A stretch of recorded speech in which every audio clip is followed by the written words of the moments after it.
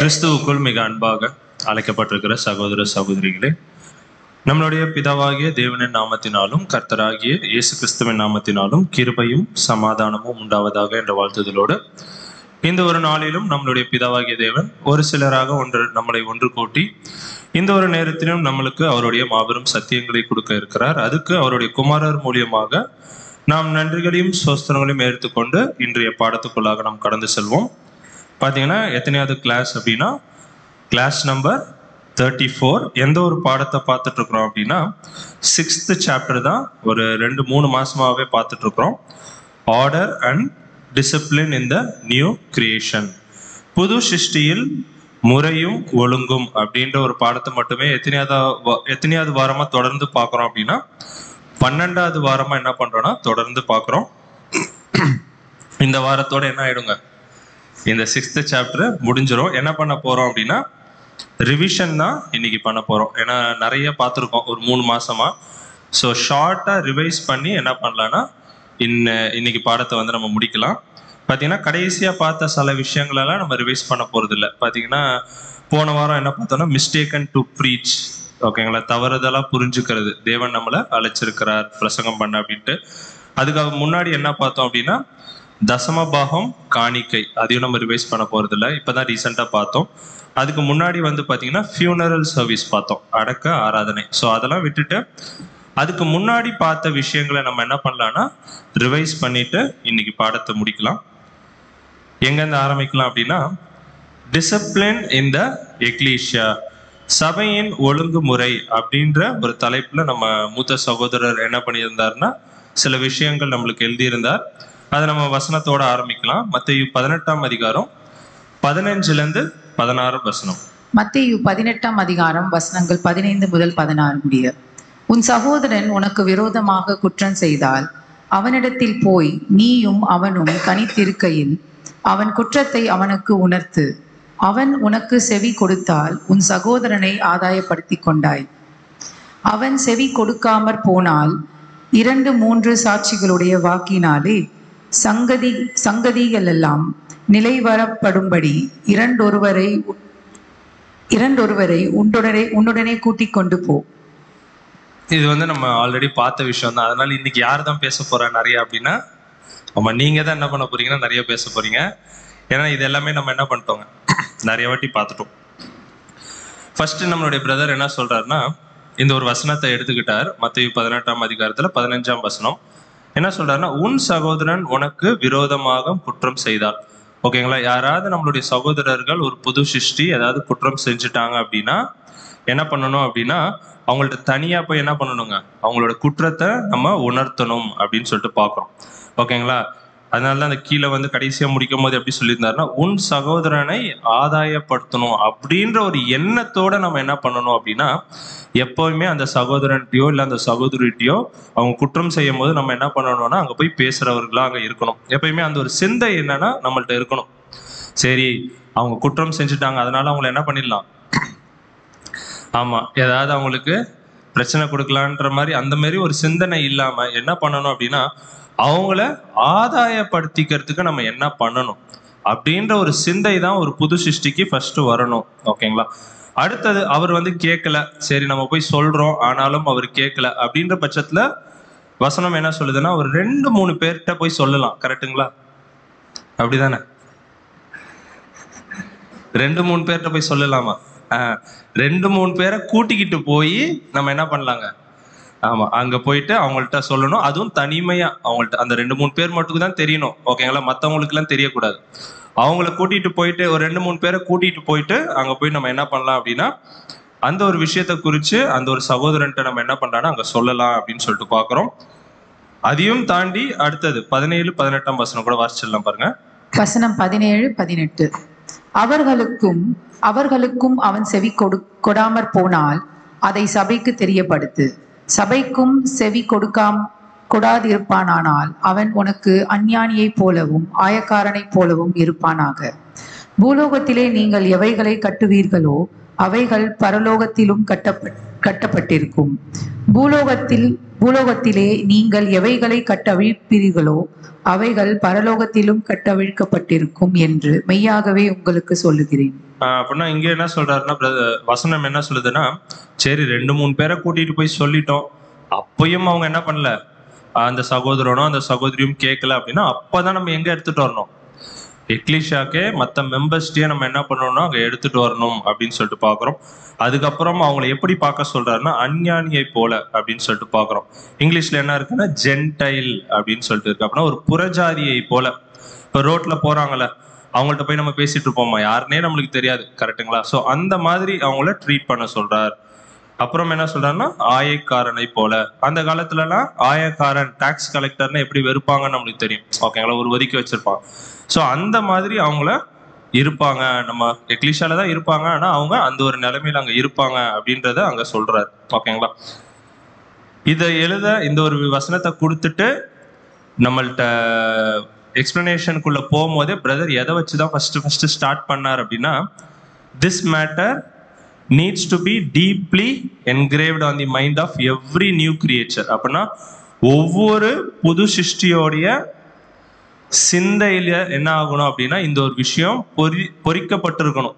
Engraved அப்படின்னு சொல்லிட்டு பார்க்கணும், ஓகேங்களா? அது ஒரு போட்டோ, அந்த வசனத்தை அதுல என்கிரேவ் பண்ணியிருக்காங்க பாருங்க, ஓகேங்களா? அந்த அளவுக்கு என்ன பண்ணணும் அப்படின்னா நம்மளுடைய மனசுலயும் நம்மளுடைய சிந்தையிலையும் எது என்கிரேவ் ஆயிருக்கணும் அப்படின்னா பிரதர் கொடுக்குற இந்த ஒரு ஆலோசனை வந்து அங்க என்கிரேவ் ஆயிருக்கணும் அப்படின்னு சொல்லிட்டு பார்க்கணும். இதயத்துல பதிக்கப்பட்டிருக்கணும் அப்படின்னு சொல்லிட்டு பார்க்கணும். அப்படின்னா முதல்ல வந்து பாத்தீங்கன்னா அந்த ஒரு ஃபர்ஸ்ட் ஸ்டெப் என்ன சொல்லியிருந்தார் அப்படின்னா, அந்த தனியா போயிட்டு அந்த சகோதரன் என்ன பண்ணாங்க, அங்க போயிட்டு அந்த ஒரு சகோதரன்ட்டையோ அந்த சகோதரியோட தப்பு செஞ்சவங்கள்ட்ட என்ன பண்ணலாம்னா அவங்க போய் அதை சொல்லலாம். மெம்பர்ஸ் என்ன பண்ணக்கூடாது அப்படின்னா வெயிட் பண்ணக்கூடாது. ஏன்னா எல்டர்ஸ் பார்த்துக்குவாங்க, ஏதோ ஒரு தவறு செஞ்சுட்டாரு, அந்த எக்லிஷாக்கு யார் இருக்கா, எல்டர்ஸ் இருக்காங்க, அவங்க என்ன பண்ணுவாங்க, ஆமா அவங்க பார்த்துக்குவாங்கன்ட்டு இல்லாம அந்த யார் அந்த தவறை பார்க்குறாங்களோ அவங்க போயிட்டு என்ன பண்ணணும் அப்படின்னா அந்த சகோதரன்ட்ட அவங்க தனியா இருக்கும் போது அங்க போய் சொல்லணும். சொல்லும் போது எப்படி சொல்லணும்,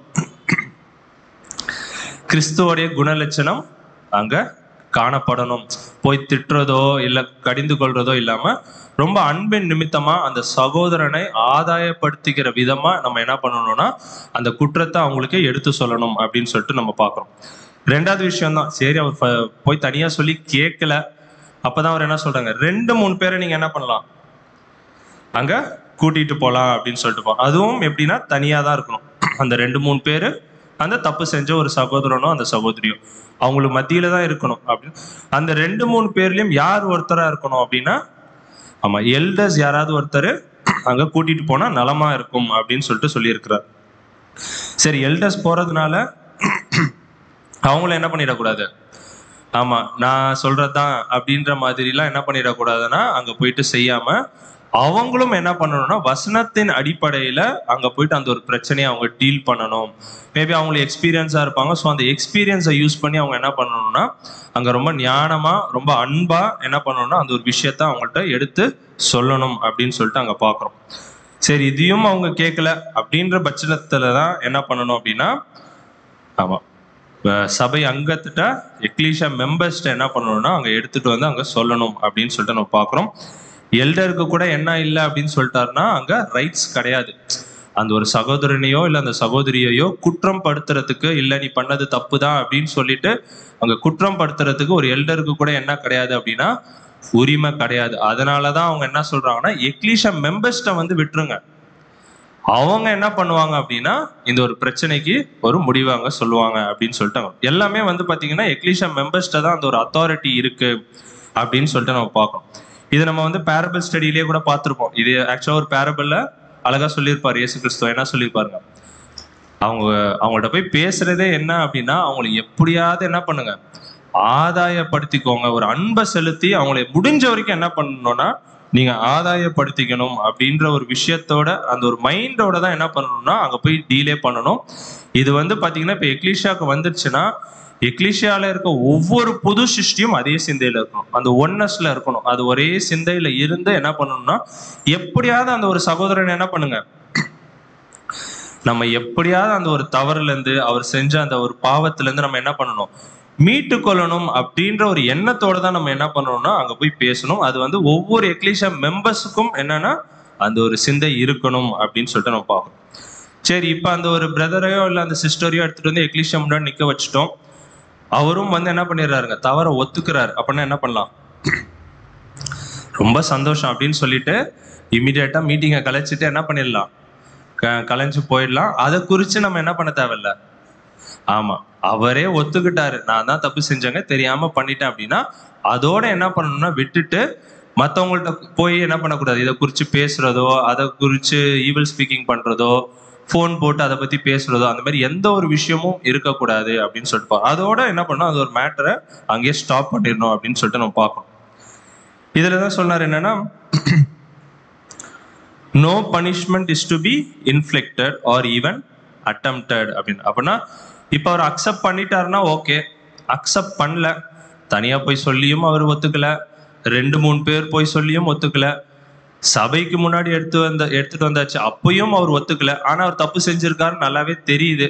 அப்படின்ற பட்சத்துல எக்லீஷியா மெம்பர்ஸ் என்ன பண்ணக்கூடாது அப்படின்னா, ஆமா, பனிஷ்மெண்ட் கொடுக்கணும் அப்படின்ற ஒரு எண்ணம் கூட என்ன பண்ணக்கூடாதான் அவங்களுக்கு. நம்ம ஒரு சபை அங்கத்துல இருக்க ஒவ்வொரு அங்கத்துக்கும் என்னன்னா அந்த ஒரு எண்ணமே வரக்கூடாது அப்படின்னு சொல்லிட்டாங்க. ஸோ அதாவது no punishment is to be inflicted, ஏற்படுத்தப்பட்டது அப்படின்னு தமிழ்ல இருக்கும். பார்த்தீங்கன்னா அந்த மாதிரி ஒரு விஷயமே அங்க பண்ணக்கூடாது, அது நம்ம சிந்தையில கூட அங்க என்னன்னா வரக்கூடாது அப்படின்னு சொல்லிட்டு நம்ம பார்க்கணும். ஏன்னா அவர் என்னதான் தப்பு செஞ்சிருந்தாலும் அவர் யாருங்க, ஒரு புது சிருஷ்டி அப்படின்ற ஒரு சிந்தை நம்மளுக்கு எப்பயுமே இருக்கணும். அதனால நம்ம என்ன பண்ணக்கூடாதுன்னா அந்த எந்த ஒரு பனிஷ்மெண்ட்டும் ஒரு தண்டனையும் கொடுக்கறதுக்கு நம்ம எந்த ஒரு முடிவும் எக்லீஷா எடுக்கக்கூடாது அப்படின்னு சொல்லிட்டு பார்க்குறோம். அப்போ என்னதான் பண்றது, அவங்கள அப்படியே விட்டுறலாமா, தப்பு செஞ்சுட்டாங்கன்னு தெரியுது. அதுக்குதான் அவர் எப்படி சொல்லியிருந்தாருன்னா வசனத்திலேயே நம்ம பார்த்தோம், அஞ்ஞானியை போலவும் ஆயக்காரனை போலவும் அவங்கள நீங்க பார்க்கணும் அப்படின்னு. அப்படின்னா அவங்களுடைய ஃபெலோஷிப்பை நீங்க என்ன பண்ணிடலாம், அவாய்ட் பண்ணிடலாம் அப்படின்னு சொல்லிட்டு. எந்த அளவுக்கு அப்படின்னா அதுலதான் கொடுத்துருக்காங்க என்னன்னா, கீழே கடைசியா பார்த்தீங்கன்னா மேனிஃபெஸ்டேஷன்ஸ் ஆஃப் பிரதர்ஹுட் அப்படின்னு போட்டிருக்கோம். அப்படின்னா இதெல்லாம் நம்ம பார்த்ததுனால கொஞ்சம் ஃபாஸ்டா நம்ம போயிட்டு இருக்கோம். என்னன்னா என்ன சொல்லுவார் அப்படின்னா, தமிழ்ல அந்த ஒரு அர்த்தம் என்ன வருதுன்னா சகோதரத்துவத்தின் வெளிப்பாடு அப்படின்னு சொல்லிட்டு பார்க்கணும். அந்த ஒரு அன்பு நம்ம செலுத்துவோம்ல, ஒரு சகோதரன் நம்மளுடைய சகோதரி அப்படின்னு சொல்லிட்டு, அந்த ஒரு விஷயம் கூட என்னன்னா அங்க இருக்க வேணாம். லிட்டரலா சொன்னா பேசக்கூட வேணாம் அப்படின்றார். ஏன்னா அவங்களுடைய பாவத்தை அவங்க உணரணும், அதுக்காக நம்ம என்ன பண்ணணும், இந்த மாதிரி ஒரு விஷயத்த அங்க செய்யணும் அப்படின்னு சொல்லிட்டு நம்ம பார்க்கிறோம். அதனால என்ன பண்ணணும்னா அவங்க வந்து எக்லீஷா வருவாங்க போவாங்க எல்லாம் பண்ணிட்டு தான் இருப்பாங்க. நம்ம அவங்களை என்ன பண்ண முடியாது, எந்த ஒரு தண்டனையும் கொடுக்க முடியாது. ஆனா அவங்கள நம்ம எப்படி டீல் பண்ணலாம் அப்படின்னா, ஒரு ஆயக்காரனை போல இல்லைன்னா ஒரு அஞ்ஞானியை போல நம்ம என்ன பண்ணணும்னா அவங்கள டீல் பண்ணணும். பேசுறதை கூட ஸ்டாப் பண்ணிக்கலாம். ஓகேங்களா? ஸோ அந்த அளவுக்கு அவங்க ஒரு முடிவை எக்லீஷா எடுக்கணும் அப்படின்னு சொல்லிட்டு பார்க்குறோம். இதுவும் வந்து பார்த்தீங்கன்னா பெர்மனண்டான ஒரு சொல்யூஷனான கிடையாது அப்படின்ட்டார். அந்த சகோதரனோ அந்த சகோதரியோ திருந்தி மேபி இப்ப இல்ல, ஒரு 3 மாசமோ 6 மாசமோ 1 வருஷமோ கழிச்சு திருந்தலாம், தேவன் ஏதாவது உணர்த்தலாம். அப்ப உணர்த்தும் போது அவங்க என்ன பண்ணுவாங்கன்னா தானா வந்து என்ன பண்ணுவாங்க, நம்மள்ட்ட ஜாயின் ஆவாங்க. அப்ப வந்து அவங்களுடைய கிரியைகளை பார்த்தே நம்ம என்ன பண்ணிடலாம்னா அவங்களோட திருப்பி ஒரு ஃபெலோஷிப்பை அங்க நம்ம வச்சுக்கலாம் அப்படின்னு சொல்லிட்டு பார்க்கறோம். ஏன் இந்த மாதிரி செய்யணும் அப்படின்னா, ஆமா, இப்ப வந்து பாத்தீங்கன்னா எக்லீஷால ஒரு 100 பேர் இருக்கிறாங்கன்னு வச்சுக்கோங்க, 100 பேரும் என்ன பண்ணணும், ஒன்னஸா இந்த ஒரு முடிவை எடுக்கணும். ஓகேங்களா? இப்ப வந்து ஒரு தவறு, பெரிய தவறு ஏதோ செஞ்சிடறாருன்னு வச்சுக்கோங்க ஒரு சகோதரன். இப்ப நம்ம எக்லீஷால எல்லாரும் சேர்ந்து என்ன பண்றோம், கடைசியா ஒருத்தர் தனியா போய் சொல்லுவாரு, 2-3 பேர் போய் தனியா பேசுவாங்க, அப்புறம் எக்லீஷா மெம்பர்ஸ்டையும் வந்துடும். அதுக்கப்புறமா ஒரு ஒத்துக்கல அப்படின்ற பட்சத்துல நம்ம இந்த மாதிரி பண்ண ஆரம்பிச்சிடும். என்னங்க, அவர் ஒரு அஞ்ஞானியை போல ஒரு ஃபெலோஷிப்பை ஸ்டாப் பண்ணிடுவோம். ஆனா 100 பேரும், இப்போ ஒரு எக்லீஷியால 100 பேர் இருக்காங்கன்னா 100 பேரும் என்ன பண்ணணும், ஒரே சிந்தையில இருந்து அங்க இந்த ஒரு விஷயத்த செய்யணும். ஒரு 20 பேர் மட்டும் தனியா போயிட்டு இல்ல ஒரு 10 பேர் மட்டும் தனியா போயிட்டு, இல்ல பிரதர் நீங்க செஞ்சது கரெக்ட் தான் அப்படின்னு சொல்லிட்டு அவருக்கு சப்போர்ட் பண்ற மாதிரி பேசினா அவர் என்ன பண்ணுவாரு, ஆமா, அவர் திருந்தறதுக்கு வாய்ப்பே இருக்காது அப்படின்னு சொல்லிட்டு பாக்குறோம். கொஞ்ச நாள் கழிச்சு என்ன பண்ணுவாரு, நான் தப்பே செய்யல அப்படின்வார். ஓகேங்களா? சோ அவர் என்ன பண்ணுவாருன்னா ஆள் சேர்த்துக்கிட்டு தனியா வேற விஷயங்களை பண்ணுவார ஒழிய திருப்பி இந்த ஒரு சத்தியத்துல வாழ்றதுக்கு அவருக்கு ஒரு வாய்ப்பே இருக்காது அப்படின்னு சொல்லுவாங்க. ஸோ அதனாலதான் பாத்தீங்கன்னா ரொம்ப ஸ்ட்ராங்கா அங்க சொல்லலாம், ஃபெலோஷிப்பை அவாய்ட் பண்ணிடுங்க அப்படின்ற. பண்ணா எல்லாரும் ஒன்னஸா ஒரே மைண்ட்ல என்ன பண்ணணும்னா அந்த ஒரு டிசிஷனை அங்க எடுக்கணும் அப்படின்னு சொல்லிட்டு நம்ம பார்க்கறோம். அதுக்கப்புறம் இன்னொரு ஒரு பாயிண்ட் நம்ம பார்த்தோம், என்ன அப்படின்னா எக்லீஷியாஸ்ல நிறைய பிரச்சனைகள் வருது இல்ல, அதுக்கெல்லாம் என்ன ரீசன்ஸ், எக்லீஷியா மட்டும் கிடையாது, பிராக்கெட்ல போட்டிருப்பாரு சொசைட்டி ஃபேமிலி ட்ரபிள்ஸ் அப்படின்னு போட்டிருப்பாரு. அப்படின்னா ஒரு எக்லீஷாவா இருந்தாலும் சரி, ஃபேமிலியா இருந்தாலும் சரி, வெளியில நம்ம ஆஃபீஸ் போறோம், ஸ்கூலு, காலேஜ் எங்க போனாலும் சரி, மெஜாரிட்டி ஆஃப் தி ப்ராப்ளம்ஸ் வருதுல, ட்ரபிள்ஸ், அது எங்கன்னு தான் வருது அப்படின்னா, யாருமே என்ன பண்றது இல்லைங்க, பண்ணணுமேன்னு சொல்லிட்டு எந்த ஒரு புது சிருஷ்டியும் அங்க தவறு செய்யறது இல்ல அப்படின்னு சொல்லிட்டு அவங்க சொல்றாங்க. Spring not from a desire to wrong, அதாவது அவங்க தப்பு செய்யணும் அப்படின்ற ஒரு டிசையர் அவங்களுக்கு கிடையவே கிடையாது, அந்த ஒரு ஆசை அவங்களுக்கு கிடையவே கிடையாது. அதுதான் சொல்ற, R even from A wrong unintentional commuter, தெரியாம என்ன பண்ணிருப்பாங்க, அந்த ஒரு தவறு அவங்க செஞ்சிருப்பாங்க. ஸோ அப்படிதான் நம்ம அங்க பார்க்கணுமா ஒழிய, அவங்க அந்த தப்பு செஞ்சுட்டாங்க அப்படின்னு சொல்லிட்டு நம்ம என்ன பண்ணிடக்கூடாதுன்னா அங்க பார்க்கக்கூடாது. But from misunderstandings and at least partial misinterpretation of intentions or motives. அப்படி இல்லைன்னா எதனால அந்த தப்பு நடந்திருக்கும் அப்படின்னு சொல்றாருன்னா, பேசுறோம்ல, பேசும்போதே நம்ம என்ன பண்ணுவாங்க, சரியா கன்வே பண்ண மாட்டோம் ஒரு விஷயத்த. ஒரு சகோதரனை பத்தி இன்னொரு சகோதரன்ட்ட பேசும்போது கிளியரா நம்ம சொல்லியிருக்க மாட்டோம். ஒரு விஷயத்த குறித்து பேசிட்டு இருக்கிறோம் அப்படின்னா என்ன பண்ணலாம், மறந்து கூட இருக்கலாம். சிலவாட்டி என்ன பண்ணுவோம், மறந்துடுவோம், பாதி தான் சொல்லுவோம், பாதியை மறந்துடுவோம். ஸோ கேட்கிறவர் என்ன நினைச்சுப்பாரு, ஓ இவர் ஏதோ தப்பு பண்ணியிருக்காரு போல அப்படின்னோம். நம்மளுக்கு கொஞ்ச நாள் இல்லைன்னா கொஞ்ச நேரமோ இல்லை கொஞ்ச நாள் கழிச்சு தான் ஞாபகம் வரும், நம்ம அந்த சகோதரன்ட்ட தப்பா பேசியிருக்கோம், நம்ம மறந்துட்டு சொல்லியிருக்கோம். நம்ம எப்பயாவது போய் திருப்பி கரெக்ட் பண்ணியிருக்கோமா? கரெக்ட் பண்ணவே மாட்டோம். ஏன்னா அது இன்னொருத்தரோட லைஃப் தானே, அதை பத்தி நம்ம கேர் பண்ணவே மாட்டோம். கரெக்டுங்களா? இல்ல பிரதர், நான் இன்னைக்கு அந்த பிரதரை பத்தி நான் தப்பா பேசிட்டேன், நான் வந்து மறந்துட்டு பேசிட்டேன், இல்ல பாதி தான் உங்கள்ட்ட சொன்னேன், மீதி பாதியை சொல்ல மறந்துட்டேன் அப்படின்னு போய் நம்ம சொல்லவே மாட்டோம். நம்ம என்ன பண்ணோம், அப்படியே கேஷுவலா விட்டுட்டு பரவாயில்ல என்ன அப்படின்னு சொல்லிட்டு கேஷுவலா விட்டுட்டு போயிடுவோம். அது எங்க போய் முடியும் அப்படின்னா, அந்த ஒரு சகோதரனை குறித்து நம்ம பேசுறோம்ல, அவங்களுக்கு அது மிகப்பெரிய ஒரு பாதிப்பாக அங்க இருக்கும் அப்படின்னு சொல்லுவா. ஸோ இதனாலதான் வந்து பாத்தீங்கன்னா அங்க நிறைய பிரச்சனைகள் வருது அப்படின்னு சொல்ல. அப்படின்னா யாரும் செய்யணும்னு அங்க தப்பு செய்யறது இல்லை, அன்இன்டென்ஷனலா என்ன பண்ணுவாங்க, தெரியாம ஏதாவது தப்பு செய்வாங்க, இல்ல பேசும்போது என்ன பண்ணுவாங்க, தவறுதலா ஏதாவது பேசியிருக்கலாம், இல்லைன்னா மிஸ்இன்டர்பிரிட்டேஷன், தவறுதலா நம்ம சொல்லியிருக்கலாம், மறந்துட்டு ஏதாவது சொல்லியிருக்கலாம். ஸோ அதனால என்ன ஆகுதுன்னா நிறைய பிரச்சனை. அதான் மெஜாரிட்டி ஆஃப் தி ட்ரபிள்ஸ் அப்படின்றார். அது சர்ச்சில் மட்டும் இல்லை, ஃபேமிலி, சொசைட்டி, எல்லா இடத்துலையுமே என்னன்னா இதுதான் ஒரு ரீசன் அப்படின்னு சொல்லிட்டு பார்க்குறோம். அதுக்கப்புறம் பார்த்தீங்கன்னா, யாராவது ஏதாவது சொன்னா என்ன பண்ண வேணான்ட்டாருங்க பிரதரு, தயவு செய்து நம்பாதீங்க அப்படின்ட்டார். ஓகேங்களா? அது வந்து ஃபேமிலி மெம்பர்ஸே இருந்தா கூட, இல்லை எக்லிஷால இருக்கிறவங்க இருந்தாலும் சரி, எப்படி இருந்தாலுமே நம்ம என்ன பண்ணக்கூடாதுன்னா, ஒருத்தவங்க சொல்றாங்க அப்படின்னா அப்படியே நம்ம என்ன பண்ணிடக்கூடாதுங்க, அதை நம்பிடக்கூடாது அப்படின்றார். ஏன் அப்படின்னா, உலகத்திலேயே வந்து பாத்தீங்கன்னா சில விஷயங்களை வந்து இப்ப பாருங்க, உலகத்துல வந்து ஒரு பிரச்சனை வந்துச்சுன்னா உடனே கோர்ட்டுக்கு போயிடுவாங்க. கரெக்டுங்களா? கோர்ட்ல போனா ஒருத்தர் சொன்னோன்னு உடனே அதை கேட்டுட்டு தண்டனை குத்துருவாரு ஜட்ஜு? கொடுக்கவே மாட்டாரு. உலகத்திலே என்ன பண்றாங்க, ரெண்டு சைடும் கேட்பாங்க. இவங்க என்ன சொல்றாங்க, அவங்க என்ன சொல்றாங்க, அதுக்கு நிறைய வாய்தா வைப்பாங்க. எல்லாத்தையும் கேட்டுட்டு கடைசியா தான் ஜட்ஜ் என்ன பண்ணுவாருங்க, அங்க ஒரு தீர்ப்பு சொல்வார். நம்ம என்ன பண்ணிடுவோம், யாராவது ஒரு பிரதரோ ஒரு சிஸ்டரோ ஜஸ்ட் போன் பண்ணி சொன்ன ஒண்ணு அப்படியா பிரதர் அப்படின்னு நம்ப ஆரம்பிச்சிரும்.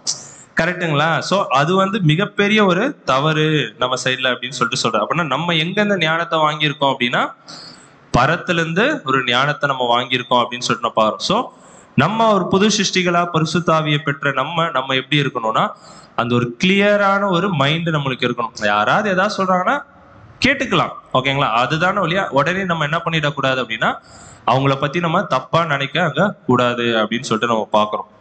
கடைசியா இன்னொரு இதுவும் பார்த்தீங்கன்னா, தி tongue is the general mischief maker அப்படின்னு சொல்லிட்டு பார்த்தோம். அப்படின்னா இந்த வாய் இருக்குல்ல, இந்த நாக்கு இருக்குல்ல, அதுதான் எல்லா பிரச்சனைக்கும் என்னங்க அங்க அதாவது என்னது மிஸ்சீஃப் மேக்கர் அப்படின்னு சொல்ற, எல்லாத்துக்கும் அந்த நாக்கு தான் காரணம் அப்படின்னு சொல்ல.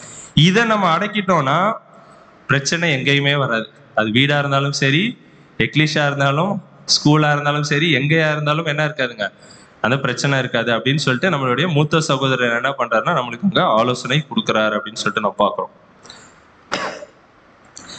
அடுத்தது ஒரு டாபிக் பார்த்தோம். என்னன்னா, இப்ப இவ்வளவு நேரம் என்ன, ஒரு தவறு, ஒரு குற்றம் எக்லீஷா மெம்பர்ஸ்க்கு எதிராக வந்துச்சுன்னா, இப்ப என்ன பார்க்க போறோம்னா, அங்க இருக்க எக்லீஷால இருக்க ஒரு எல்டருக்கு விரோதமா ஏதாவது ஒரு பிராது வருது அப்படின்னா அதை எப்படி நம்ம டீல் பண்ணணும் அப்படின்னு சொல்லிட்டு சொல்றாரு. படிக்கலாம். 1 தீமோத்தேயு 5ஆம் அதிகாரம் 19ஆம் வசனம். 1 தீமோத்தேயு 5ஆம் அதிகாரம் 19ஆம் வசனம். மூப்பரானவனுக்கு விரோதமாக ஒருவன் செய்யும் பிராதை 2-3 சாட்சிகள் இல்லாமல் நீ ஏற்றுக்கொள்ள கூடாது. அப்படின்னா என்ன சொல்லிட்டாருன்னா, யாராவது ஒருத்தர் வந்து சொல்றாங்க ஒரு மூப்பரை பத்தி தப்பா அப்படின்னா என்ன பண்ணக்கூடாதுங்க, இமீடியட்டா அதை நீங்க நம்பாதீங்க அப்படின்ட்டார். அதுக்குதான் சொல்ற 2-3 சாட்சியாவது அங்க வேணும் அப்படின்னு சொல்லிட்டு பார்க்கணும். ஏன் பிரதர் இப்படி இந்த ஒரு வசனத்தை கோட் பண்றாருன்னா, ஒரு எல்டர்ன்னு வச்சுக்கோங்க, அந்த எக்லீஷியால என்ன பண்ணிருப்பாங்க, அங்க இருக்கிறதுலயே நல்ல கேரக்டர்ஸ் இல்லைன்னா நல்ல சத்தியத்துல வளர்ந்தவங்கள தான் என்ன பண்ணிருப்பாங்க, அங்க எல்டர்ஸா அங்க தேர்ந்தெடுத்து வச்சிருப்பாங்க. ஸோ அந்த எல்டர் மேலேயே ஒரு பிரச்சனை அப்படின்ற போது திடீர்னு யாராவது வந்து ஏதாவது சொன்னா நீங்க என்ன பண்ணிடக்கூடாது, ஆமா இமீடியட்டா அங்க நம்பிடக்கூடாது. ஏன்னா நம்ம தான் என்ன பண்ணிருக்கோங்க, அந்த ஒரு எல்டரையே செலக்ட் பண்ணிருக்கோம், கரெக்டுங்களா? நம்மளே செலக்ட் பண்ணி வச்சுட்டு நம்மளே போய் அவர் என்ன பண்ணக்கூடாதுங்க, அங்க குத்தம் சொல்லக்கூடாது அப்படின்னு சொல்லிட்டு நம்ம பார்க்கிறோம். அதான் இந்த ஒரு வசனத்தையும் சொல்லிட்டு அவர் என்ன சொல்றாருன்னா, ரூமர்ஸ் என்ன பண்ணக்கூடாது, எக்லீஷியால அங்க ஸ்ப்ரெட் ஆகக்கூடாது, பேசவே கூடாது. உலகத்துல எல்லாரும் என்ன பண்ணுவாங்க, ரூமர்ஸ் நிறைய பேசுவாங்க, கரெக்டுங்களா? ஆனா எக்லீஷியால அதுவும் புது சிருஷ்டிகள் அப்படின்னு சொல்லும் போது என்ன பண்ணக்கூடாதுன்னா, இந்த ரூமர்ஸ் எல்லாம் அங்க பேசவே கூடாது. ரூமர்ஸ்ன்னு சொல்லும் போது ஒண்ணு தெரியாமே நம்ம என்ன பண்ணிட்டு இருப்போம், நம்ம பாட்டு பேசிக்கிட்டே இருப்போம். ஒரு பிரதர் வந்திருக்க மாட்டார் எக்லீஷியாக, ஏன் வரல அப்படின்னா, பிரதர் அவர் அது மாதிரி இருந்திருக்கும் பிரதர், இந்த மாதிரி இருந்திருக்கும் பிரதர், அவர் அப்படி அன்னைக்கு பேசினார் பிரதர்.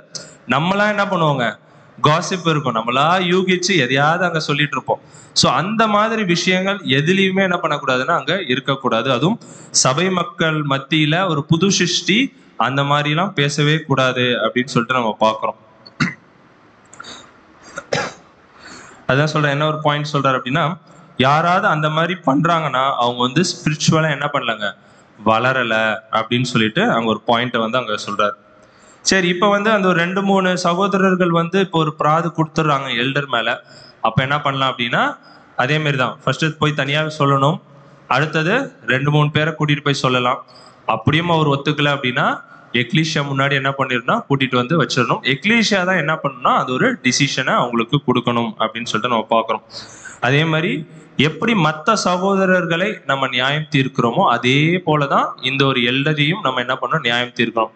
நம்ம என்ன பண்ணிடுவோங்க, எல்டரே இந்த தப்பு பண்ணிட்டாரா, நம்மளுக்கு மைண்ட் வரும், கரெக்டுங்களா? ஏன்னா இவரே தப்பு பண்றாரு, அப்ப நம்ம என்ன பண்ணலாம், தப்பு பண்ணலாம். இல்லைன்னா எப்படி யோசிப்பாங்கன்னா, நான் பண்ணலாங்க, அவர் பண்ணலாமா, அவர் எல்டர் இல்ல. ஸோ இந்த மாதிரி எல்லாம் யோசிப்பாங்க. ஸோ அந்த மாதிரி ஒரு விஷயம் அங்க இருக்கக்கூடாது அப்படின்னு சொல்லிட்டு நாங்க பாக்குறோம். எப்படி மற்ற சகோதரர்களுக்கு நம்ம வந்து ஒரு கிரேஸ் காட்டுறோமோ, ஒரு அன்பு காட்டுறோமோ, அதே போலதான் அந்த ஒரு எல்டருக்கும் நம்ம என்ன பண்ணணும்னா அங்க ஒரு கிரேஸ் காட்டணும், அந்த ஒரு அன்பு காட்டணும் அப்படின்னு சொல்லிட்டு பார்க்கணும். அவர் வந்து 100% பர்ஃபெக்டா தான் இருக்கணும்ட்டு யாரும் எதிர்பார்க்க கூடாது. அவர் எல்டர் ஆச்சு, பர்ஃபெக்டா தானே இருக்கணும் அப்படின்னு சொல்லிட்டு. ஏன்னா இயேசு கிறிஸ்துவ தவிர யாரும் இல்லைங்க, பர்ஃபெக்ட்லாம் கிடையாது, எல்லாருமே பலவீனர்கள் தான். அவங்களும் என்ன பண்ணிட்டு இருக்காங்க, இந்த ஒரு மாம்சத்துல தான் இருக்காங்க, அவங்களும் கஷ்டப்பட்டு தான் அனுதின வாழ்க்கையை ஓட்டிட்டு இருக்கிறாங்க. ஸோ அப்படி இருக்கும் போது நம்ம வந்து இந்த மாதிரி ஒரு ராங்கான ஒரு அந்த ஒரு தாட்டே நம்மளுக்கு இருக்கக்கூடாது. அவங்க அப்படிதான் இருக்கணும், இவங்க இப்படிதான், அவங்க தெரியாம ஏதாவது தப்பு செஞ்சா கூட நம்ம என்ன பண்ணலாம் அப்படின்னா, சரி மன்னிச்சுட்டு என்ன பண்ணலாம், அடுத்த விஷயத்துக்கு நம்ம போகலாம் அப்படின்னு சொல்லிட்டு நம்ம பார்க்கணும். இல்லை அவங்க வந்து தப்பு செஞ்சுட்டாங்கன்னு ப்ரூவ் ஆயிடுச்சு அப்படின்னா மற்ற சகோதரர்களை போல அப்ப வந்து எப்படின்னா அவங்களையும் அதே மாதிரி தான் அவாய்ட் ஃபெலோஷிப் அப்படின்ற ஒரு விஷயத்தை தான் நம்ம அங்க பார்க்கணும். அதாவது மர்சி வந்து நம்ம என்ன பண்ணோம், அந்த ஒரு கிரேஸை வந்து ஒவ்வொரு புது சிருஷ்டியும், ஓகேங்களா? ஏன்னா எக்லீஷியாக்கு அந்த ஒரு பிரச்சனை வந்துருச்சு அப்படின்னா ஒவ்வொரு புது சிருஷ்டியும் அதை ஒரே சிந்தையில இருந்துதான் அந்த ஒரு விஷயத்தை அங்க டீல் பண்ணும். அது எல்டரா இருந்தாலும் சரி, மற்ற சகோதரன் இல்லைன்னா சகோதரியா இருந்தாலும் சரி, ஒரே மாதிரி தான் காட்டணும் அப்படின்னு சொல்லிட்டு நம்ம பார்க்கணும். பாத்தீங்கன்னா இதான் ஒரு பாயிண்ட் என்ன சொல்லியிருந்தார் அப்படின்னா, டீல் பண்ணும் போது பார்ஷாலிட்டியும் அங்க இருக்கக்கூடாது அப்படின்னு சொல்லிட்டு அங்க சொல்லியிருந்தார். மற்றவங்கள ஒரு மாதிரி டீல் பண்றதும் இவங்கள வேற மாதிரி டீல் பண்றதும் அங்க இருக்கக்கூடாது. எல்லாரும் ஒன்னஸ்ல ஒரே மாதிரி சிந்தையில இருந்து அந்த ஒரு பிரச்சனையை அங்க டீல் பண்ணும். அதுதான் சொல்றாரு. ஏன்னா தேவன்கிட்ட போனாங்கன்னா, இப்ப ஒரு எல்டரே தப்பு செஞ்சுட்டார், அவங்க வந்து மனம் உருகி இல்லைன்னா அந்த ஒரு தப்பை உணர்ந்து அவங்க தேவன்கிட்ட போய் மன்னிப்பு கேட்கறாங்கன்னா தேவன் என்ன பண்ணுவாருங்க, கண்டிப்பா தேவன் மன்னிப்பாரு. அவருடைய கிருபாசனத்துல போய் நிக்கும் போது என்ன பண்ணுவாருங்க, கண்டிப்பா மன்னிப்பாரு. தேவனே மன்னிக்க ரெடியா இருக்கிறாருன்னா அப்ப நம்ம எக்லீஷியா மெம்பர்ஸ் நம்ம என்ன பண்ணணும், அந்த ஒரு அன்பையும் அந்த ஒரு கிரேஸ் அந்த ஒரு கிருபையும் எக்லீஷியா மெம்பர்ஸும் என்ன பண்ணணும்னா அங்க காட்டுறவர்களா இருக்கணும் அப்படின்னு சொல்லிட்டு நம்ம பார்க்கணும். அடுத்ததா ஒரு டாபிக் பார்த்தோம், என்ன அப்படின்னா warn them that are unruly அப்படின்னு. அப்படின்னா ஒழுங்கு இல்லாதவர்களை எச்சரியுங்கள் அப்படின்னு சொல்லிட்டு அப்போஸ்தலனாகிய பவுல் எழுதின ஒரு வசனத்தை அங்க பிரதர் கோட் பண்றார். படிச்சிடலாம். 1 தெசலோனிக்கேயர் 5ஆம் அதிகாரம் 14 மற்றும் 15ஆம் வசனம். 1 தெசலோனிக்கேயர் 5ஆம் அதிகாரம் 14-15. மேலும் சகோதரரே, நாங்கள் உங்களுக்கு போதிக்கிறது என்னவென்றால், ஒழுங்கில்லாதவர்களுக்கு புத்தி சொல்லுங்கள், திறனற்றவர்களை தேற்றுங்கள், பலவீனரை தாங்குங்கள், எல்லாரிடத்திலும் நீடிய சாந்தமாயிருங்கள். ஒருவனும் மற்றொருவன் செய்யும் தீமைக்கு தீமை செய்யாதபடி பாருங்கள். உங்களுக்கும் மற்ற யாவருக்குள்ளும் எப்பொழுதும் நன்மை செய்ய நாடுங்கள். பாத்தீங்கன்னா அப்போஸ்தலனாகிய பவுல் எழுதின இந்த ஒரு வசனத்தை வந்து பிரதர் அங்க கோட் பண்றார். இதுதான் பாத்தீங்கன்னா நம்ம ஒரு வார்த்தைக்கும் நம்ம என்ன பண்ணோங்க, டீட்டெயிலா நம்ம விளக்கம் பார்த்தோம். அது கூட இன்னைக்கு நம்ம ஷார்ட்டா பார்த்துடலாம். ஒழுங்கு இல்லாதவர்களுக்கு புத்தி சொல்லுங்கள் அப்படின்ட்டு. புத்தி சொல்லலாமா சொல்லக்கூடாதா? டாபிக் என்னதான் இருக்கு, புத்தி சொல்லுங்கன்னு தான். யார் சொல்லலாம்? அடுத்த கேள்வி. புத்தி சொல்லணும், ஆனா யார் சொல்லலாம்? ஆமா, பிரதர் அதுக்கு தான் சொல்றேன். எல்டர்ஸ் என்ன பண்ணலாம்? அவங்க வந்து புத்தி சொல்லலாம் அப்படின்னு சொல்லிட்டு நம்ம பார்க்குறோம். ஏன்னா எல்டர்ஸ் அதுக்கு தான் செலக்ட் பண்ணியே வச்சிருக்காங்களாம். எக்லீஷியால யாராவது ஒழுங்கு இல்லாம இருக்கிறாங்கன்னா இவங்க என்ன பண்ணணும், அவங்களுக்கு அந்த தெரிய வருது அப்படின்னா அவங்க போய் என்ன பண்ணணும்னா அங்க புத்தி சொல்ற கடமை அவங்களுக்கு இருக்கு அப்படின்னு சொல்லிட்டு பார்த்தோம். அவங்க மட்டும் தான் சொல்லலாம், வேற யாரும் சொல்லக்கூடாதானா? வேற யார் சொல்லலாம்னா நல்ல சத்தியத்துல வளர்ந்தவர்கள். ஓகேங்களா? இப்போ ஒரு 30 வருஷமா சத்தியத்துல இருக்காங்க அப்படின்னு இயர்ஸை வச்சு நம்ம கணக்கு போடக்கூடாது. என்ன பண்ணணும், அவரு வந்து இப்பதான் ஷார்ட் பீரியடா இருந்தா கூட நல்ல சத்தியத்துல வளர்ந்துருக்கலாம், ஒரு மெச்சூரா இருக்கலாம், ஒரு குணலட்சணம் நல்லா இருக்கலாம், சத்தியத்தை டீப்பா தெரிஞ்சிருக்கலாம். ஓகேங்களா? ஸோ அந்த மாரி சகோதரர் கூட என்ன பண்ணலாங்க, அங்க போய் புத்தி சொல்லலாம் அப்படின்னு சொல்லிட்டு நல்ல சத்தியத்துல வளர்ந்தவங்க, நல்ல குணலட்சணத்துல வளர்ந்தவங்க என்ன பண்ணலாம்னா அங்க போய் புத்தி சொல்லலாம். ஏன்னா அவங்க போய் சொல்லும் போது தான் ரொம்ப அன்பா ஒரு ஞானமா அவங்க போய் சொல்லுவாங்க. ஓகேங்களா? அவங்களுக்கு தெரியும் எப்படி பேசணும் அப்படின்றது. ஸோ அதனால அவங்க எல்டர்ஸ் சொல்லலாம். அப்படி இல்லைன்னா சத்தியத்துல நல்லா வளர்ந்தவங்க, குணலட்சணத்துல நல்லா வளர்ந்தவங்க, ஒரு மெச்சூரா இருக்கிறவங்க அவங்க என்ன பண்ணலாம்னா அங்க போய் புத்தி சொல்லலாம் அப்படின்னு சொல்லிட்டு நம்ம பார்த்தோம். இன்னொரு விஷயம் பார்த்தோம்னா பப்ளிக் ரெபியூக்ஸ், எல்லாருக்கும் முன்பாக கடிந்து கொள்ளுதல் அரிதானது அப்படின்னு சொல்றோம். அப்படின்னா எல்லாருக்கும் முன்னாடி கடிந்து கொள்ளலாமா? ஒரு சகோதரன் தப்பு செஞ்சுட்டாரு, எக்லீஷியா முன்னாடி எல்லாரையும் வச்சு நம்ம போயிட்டு பிரதர் என்ன இப்படி செஞ்சிட்டீங்க அப்படின்னு சொல்லிட்டு கேட்கலாமா? கேட்க கூடாதுன்றார் பிரதரு. வசனம் வாசிச்சிடலாம். 1 தீமோத்தேயு 5ஆம் அதிகாரம் 20ஆம் வசனம். 1 தீமோத்தேயு 5ஆம் அதிகாரம் 20ஆம் வசனம். மற்றவர்களுக்கு பயம் உண்டாகும்படி பாவம் செய்கிறவர்களை எல்லாருக்கும் முன்பாக கடிந்து கொள். ஓகேங்களா? அப்ப வசனம் என்ன சொல்லுதுங்க, கடிந்து கொள்ள சொல்லுது. எல்லாருக்கும் முன்பாக கடிந்து கொள் அப்படின்னு. இதுக்குதான் பிரதர் என்ன விளக்கம் கொடுக்குறாருன்னா, எல்லா தவறுகளுக்கும் இந்த மாதிரி நம்ம டீல் பண்ணக்கூடாது. சின்ன சின்ன விஷயம் பண்ணிட்டா ஃபர்ஸ்ட் என்ன பண்ணுங்க, அது ஃபர்ஸ்ட் மன்னிக்கிற எண்ணம் நம்மளுக்கு வரணும். தெரியாம ஏதோ பண்ணிட்டாங்க அப்படின்னா ஃபர்ஸ்ட் அதை விட்டுறணும். இல்ல ஓரளவுக்கு அது ஒரு பெரிய விஷயம் அப்படின்னா நம்ம பார்த்த மாதிரி தனியா போய் சொல்லணும், 2-3 பேர்கிட்ட போய் சொல்லணும். அந்த மாதிரி நம்ம டீல் பண்ணோம். இல்ல பெரிய விஷயம், அவர் பெரிய தவறு பண்றாரு, எல்லாருக்கும் தெரியற மாதிரி ஒரு பாவத்தை அவர் பண்ணிட்டு இருக்கிறாருன்னா அப்பதான் இந்த ஒரு வசனம் அப்ளை ஆகும்ன்றாரு பிரதர். என்னன்னா எல்லாருக்கும் முன்பாக நீங்க கடிஞ்சு கொள்ளணும் அப்படின்றாரு. ஏன்னா அவங்க எல்லாத்துக்கும் முன்னாடி அந்த ஒரு பாவத்தை செஞ்சுட்டு இருக்கிறாங்க அப்படின்ற போது நம்ம இதை செய்யாம விட்டுட்டோம்னா இதை பார்த்து மத்தவங்களும் என்ன பண்ணுவாங்க, இது செய்யலாம் போல அப்படின்னு சொல்லிட்டு இவங்களும் என்ன பண்ணுவாங்கன்னா அந்த ஒரு பெரிய பாவத்தை அவங்களும் செய்ய ஆரம்பிச்சிருவாங்க. ஸோ எல்லாருக்கும் முன்பாக நீங்க அதை கடிஞ்சு கொண்டுட்டீங்கன்னா அவங்களுக்கும் ஒரு பயம் வரும், பார்க்குறவங்களுக்கும் என்ன ஆகுங்க, அந்த ஒரு தப்பை செய்யக்கூடாதுன்னு அவங்களுக்கும் ஒரு எண்ணம் வரும் அப்படின்னு சொல்லிட்டு ஒரு பாயிண்ட் பார்த்தோம். இதுலயே இன்னொரு ஒரு பாயிண்ட் பார்த்தோன்னா, சில பேர் எக்லீஷியால ரொம்ப சென்சிட்டிவா இருப்பாங்க. கரெக்டுங்களா? எல்லாரும் ஒரே மாதிரி இருக்க மாட்டாங்க.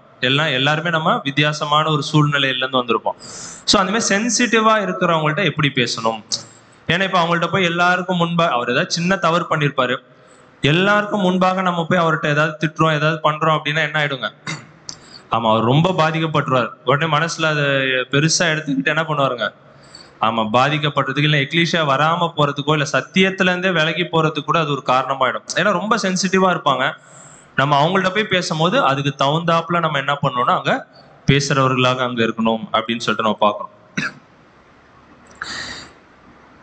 இல்லைன்னா இப்போ வந்து அந்த ஒரு பிரதரோ அந்த ஒரு சிஸ்டரோ அந்த ஒரு பாவத்தை வந்து ஒத்துக்கிறாங்க அப்படின்ற பட்சத்துல தான் நம்ம என்ன பார்த்தோம் அப்படின்னா சரி சந்தோஷம், தேவனுக்கு ஸ்தோத்திரம் அப்படின்னு சொல்லிட்டு என்ன பண்ணிடணும், அந்த ஒரு பிரச்சனையை விட்டுட்டு அப்படியே வந்துடணும் அப்படின்னு சொல்லிட்டு அந்த ஒரு விஷயமும் இதுல பார்த்தோம். ஏன்னா தேவனே என்ன பண்றதுக்கு ரெடியா இருக்காருன்னா கிருபை காட்டுறதுக்கு அங்க ரெடியா இருக்கிறார். ஸோ நம்மளும் என்ன பண்ணணும்னா அந்த ஒரு கிருபையை காட்டுறதுக்கு அங்க ரெடியா இருக்கணும். அந்த ஒரு மனசு, அந்த ஒரு ப்ராட் மைண்டு நம்மளுக்கும் அங்க இருக்கணும் அப்படின்னு சொல்லிட்டு நம்ம பார்க்கணும். அடுத்ததா ஒரு டாபிக் பார்த்தோம், என்னன்னா கம்ஃபர்ட் தி ஃபீபிள் மைண்டட், திடனற்றவர்களை தேற்றுங்கள் அப்படின்னு சொல்லிட்டு. இதுல பிரதர் என்ன ஒரு எக்ஸாம்பிள் சொல்றாரு அப்படின்னு சொல்லிட்டு பார்த்தோம்னா,